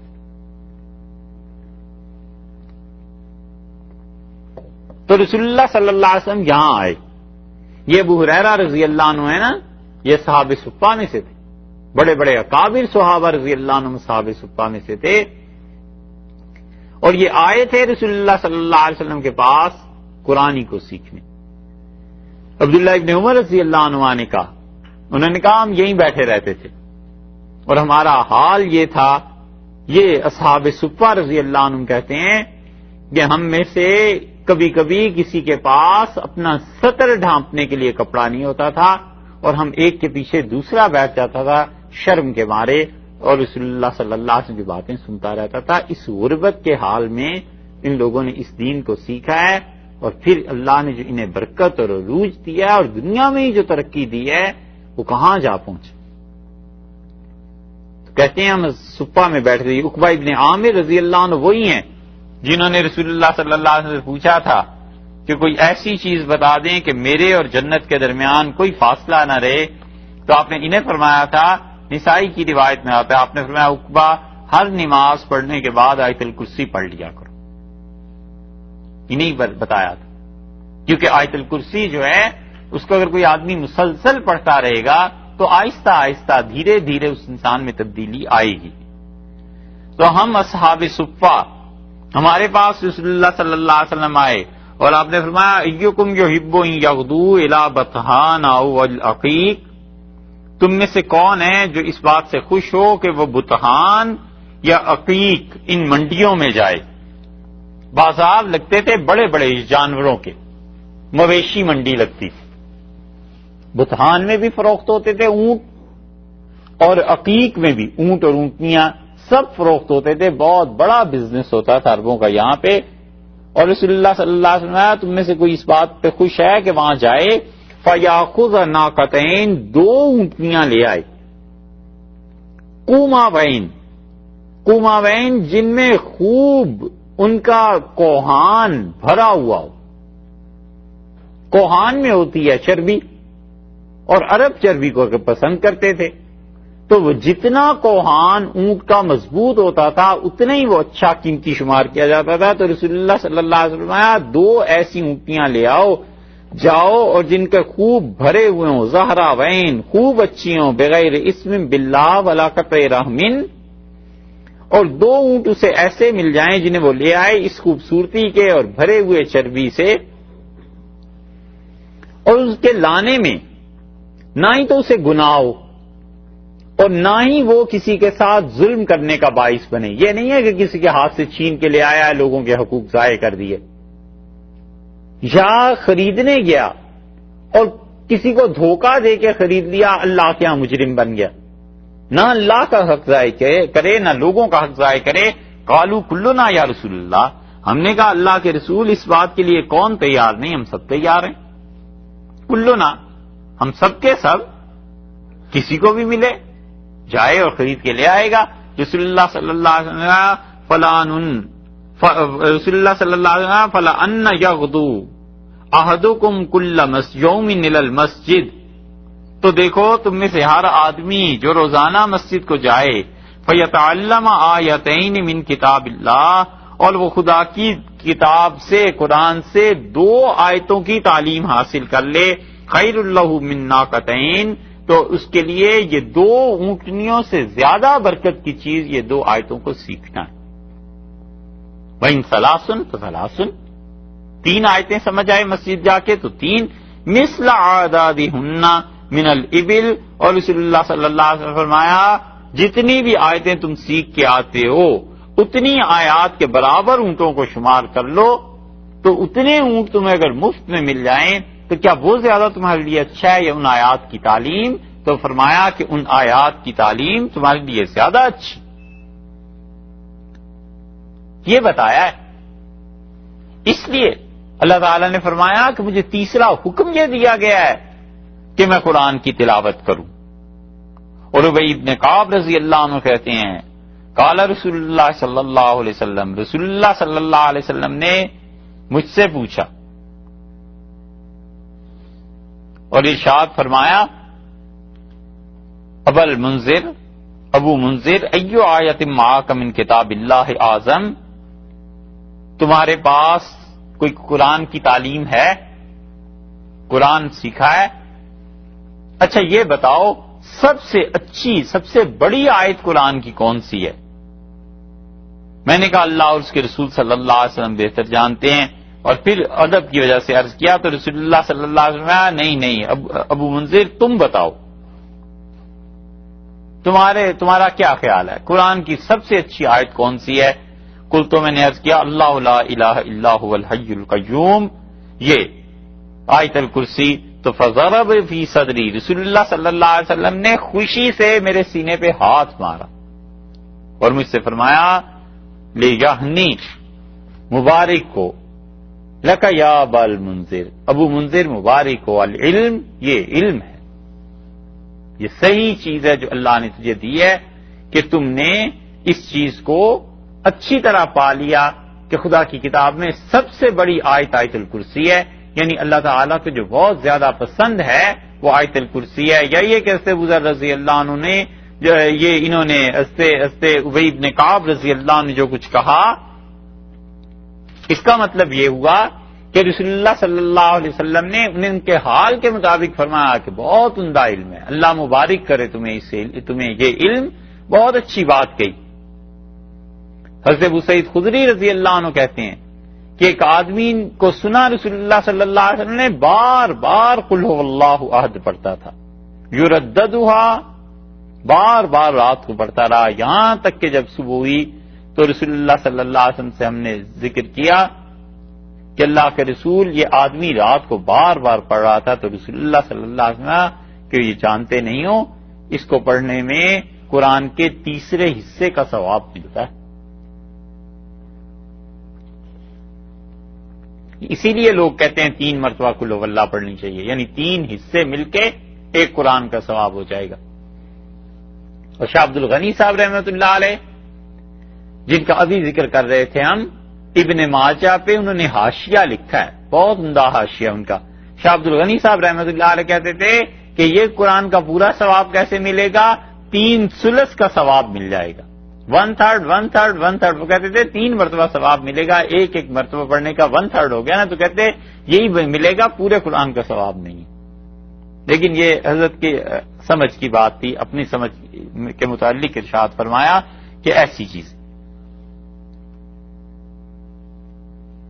اسی طرح اور بہت سی چیزیں آئیں کہ رسول اللہ صلی اللہ علیہ وسلم نے اس طرف توجہ دلائی کہ کتاب کی تعلیم عام کی جائے اور قرآن پاک کو پڑھا جائے اور قرآن پاک کو پھیلایا جائے۔ اور یہاں پر 3 کام جن کا اللہ تعالی نے حکم دیا ہے، ان میں سے ایک چیز یہ ارشاد فرما دی کہ دیکھو پہلی بات تو یہ کہی کہ مجھے اللہ نے حکم دیا ہے کہ میں عبادت کروں اس شہر کے پروردگار کی، مکہ مکرمہ کے شہر، مکہ کے رب کی، حرمہا، جس نے اسے عزت والا بنایا ہے، وَلَهُ كُلُّ شَيْءٍ، ہر چیز اس کی ہے، وَأُمِرْتُ أَنْ أَكُونَ مِنَ الْمُسْلِمِينَ، اور اس نے مجھے حکم دیا ہے کہ میں مسلمانوں میں سے ہوں، وَأَنْ أَتْلُوَ الْقُرْآنَ، اور دوسری بات یہ بتائی ہے کہ میں دوسری بات وَأُمِرْتُ أَنْ أَكُونَ مِنَ الْمُسْلِمِينَ، اللہ نے دوسرا حکم یہ دیا ہے کہ میں مسلمانوں کی طرح زندگی گزاروں. دو، اور تیسرے وَأَنْ أَتْلُوَ الْقُرْآنَ، اور میں قرآن کی تلاوت کروں. یہ تین چیزیں بتائیں. فَمَنِ اهْتَدَىٰ، سو جو انسان ہدایت پہ ہے، جو ہدایت پاتا ہے، تیسری چیز قرآن سنا دوں، اس کی تعلیم کروں. فَمَنِ اهْتَدَىٰ، جو کوئی آدمی راہ پر آیا، فَإِنَّمَا يَهْتَدِي لِنَفْسِهِ، سو وہ اپنا ہی بھلا کرتا ہے، اپنے آپ کو ہدایت پہ رکھتا ہے، اپنے ہی کچھ سنوارتا ہے. دنیا سنواری اپنی سنواری، عاقبت سنواری اپنی سنواری. قرآن پڑھا، اس کے مطابق زندگی بسر کی، اللہ کی سلطنت میں کوئی اس سے فرق نہیں پڑتا. اس نے اپنے ہی بھلا کیا، اپنے ہی بچوں کو ٹھیک رکھا، اپنی اولاد کی تعلیم ہوئی، اپنے نفس کی تہذیب ہوئی، اور خود ہی اللہ کی اطاعت اور بندگی کا طریقہ سیکھا. ومن ضل، اور جو انسان گمراہ ہوتا ہے، فقل، آپ فرما دیجئے، انما بلا شبہ انا من المنذرین، میں تو ڈرانے والوں میں سے ہوں. میں نے تو تمہیں سنانا تھا، کوئی بہکار آیا تو آپ فرما دیجئے کہ میں یہی ہوں، بس ڈر سنانے والا. تمہیں میں نے بتانا تھا کہ یہ کام کرو اور یہ کام نہ کرو. اس سے زیادہ میرے بس کی بات نہیں. جبر اگر کرنا ہوتا تو اللہ کر دیتے. اگر جبر سے ہی سب کو مسلمان بنانا ہوتا تو خدا سب کو جبرن مسلمان بنا دیتا. اس نے نہیں بنایا تو میرے تو ویسے بھی اختیار میں نہیں ہے. میں نے تو تمہیں بتانا ہے کہ یہ بات حق ہے، یہ بات باطل ہے. وَقُلِ الْحَمْدُ لِلَّهِ، اور آپ کے یہ تمام تعریفیں اللہ کے لیے. اس پوری صورت میں جتنی بھی چیزیں آئیں ان کو پڑھنے کے بعد فرمایا وَقُلِ الْحَمْدُ لِلَّهِ، اور یہ کہ یہ تمام تعریفیں اللہ کے لیے ہیں. اس صورت میں ہم نے پڑھا، اللہ نے اپنے علم کے متعلق بیان کیا نا کہ زمین اور آسمان کا غیب کوئی نہیں جانتا سوائے اس ذات کے. اس علم پر ساری تعریفیں اسی کے لیے ہیں. قدرت اس کی ہے. جن قوموں کو اس نے ہلاک کرنا چاہا کوئی اس کو نہیں روک سکا، اور اللہ تعالی کا کہا ہوا پورا ہوا. اسی طرح حکمتیں اس کے پاس ہیں. نفخات، یہ جو سور پھونکے جائیں گے یہ اس کے حکم کے تحت ہیں. جو انبیاء علیہ السلام کو بھیجا ہے یہ اسی نے بھیجا ہے. اس ساری کائنات میں تصرف اور قدرت اور طاقت کسی کو حاصل ہے تو اللہ ہی ہے جسے سب چیزوں کی قدرت حاصل ہے. قل الحمدللہ، کہہ دیجئے تمام تعریفیں اللہ کے لیے ہیں. سیریکم آیاتہ، وہ تمہیں دکھائے گا اپنی نشانیاں. فتعرفونہا، تو تم پہچان جاؤ گے. سیریکم آیاتہ، اس کے مخاطب اگر تمہیں کافر، تو پھر مطلب یہ ہو گیا کہ اللہ تعالیٰ تم کو اپنے نمونے دکھائے گا، اپنی آیات دکھائے گا.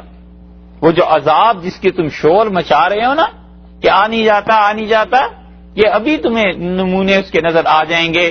یہ سورہ قصص تو سورہ نمل تو نازلی مکہ مکرمہ میں، اور پھر اس کے بعد مدینہ منورہ میں بدر ہوئی نا، پھر اللہ نے دکھا دی اپنے ہونے کی نشانیاں کہ یہ چیزیں ہو جاتی ہیں. سیریکم آیاتہ، وہ اپنا عذاب تمہیں دکھا دے گا. فتعرفونہا، اور تم اس کو پہچان بھی جاؤ گے اس عذاب کو. تو ہا کی ضمیر لوٹی آیت کی طرف، نشانی کی طرف. ایک تفسیر تو یہ ہوئی. دوسری تفسیر یہ کی گئی ہے کہ آپ ان سے کہیے کہ تمام تعریفیں اللہ کے لیے ہیں. سیریکم آیاتہ، اور اللہ تمہیں عذاب کی نشانیاں دکھائے گا. فتعرفونہا، اور تمہیں اس وقت قدر آئے گی ہدایت کی، اس وقت میری باتیں یاد آئیں گی. اس وقت تمہیں پتا چلے گا کہ جس چیز کی طرف میں تمہیں بھلاتا تھا وہ چیز حق تھی، وہ چیز سچ تھی. تم آج میری بات کو نہیں سنتے، مذاق کرتے ہو. یہ تمہیں اس دن پتا چلے گا جس دن یہ چیزیں تمہارے سامنے آ جائیں گی، اور اس وقت دوبارہ واپس لوٹنا یہ ممکن نہیں ہوگا. تو پھر تمہیں احساس ہو جائے گا کہ پیغمبر علیہ الصلوۃ والسلام جو کہتے تھے وہ سب درست تھا. دونوں تفسیریں اس کی گئیں. وما ربک، اور تمہارا پروردگار، بغافل، ہرگز بے خبر نہیں ہے، عما تعملون، جو کچھ یہ عمل کرتے ہیں. جتنے اعمال ہیں لوگوں کے اللہ کے سامنے اسے پتا ہے کہ یہ اس اسلام کے خلاف کیا کیا چاہتے ہیں. مکہ مکرمہ میں رہ کے آپ کے خلاف کیا باتیں ہو رہی ہیں، آپ کے متعلق کیا منصوبے بن رہے ہیں، جو کچھ یہ کر رہے ہیں اللہ ان ساری چیزوں کی خبر رکھتا ہے. اور اللہ جب ان کے خلاف منصوبے کرے گا تو انہیں اللہ کے کاموں کی خبر نہیں ہوگی،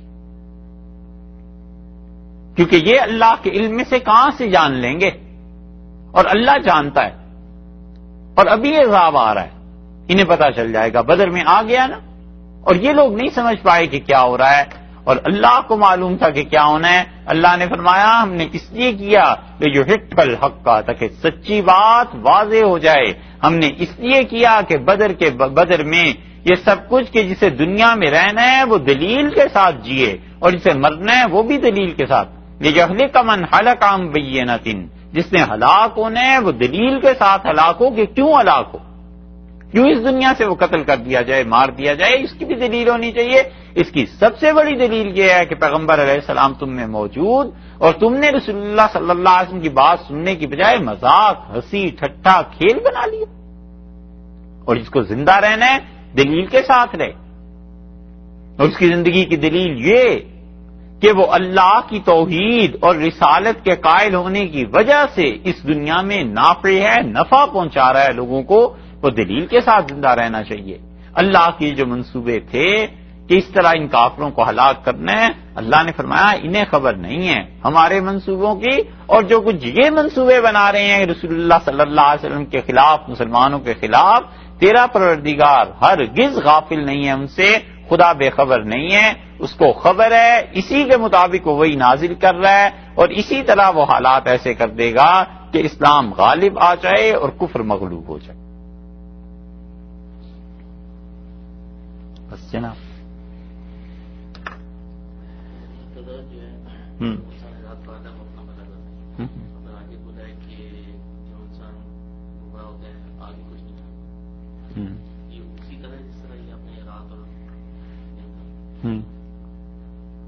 جو گمراہ ہوتا ہے وہ اپنی گمراہی، وہ اپنی نفس کا برا کرتا ہے. نہیں کہا، سمجھنے کی بات.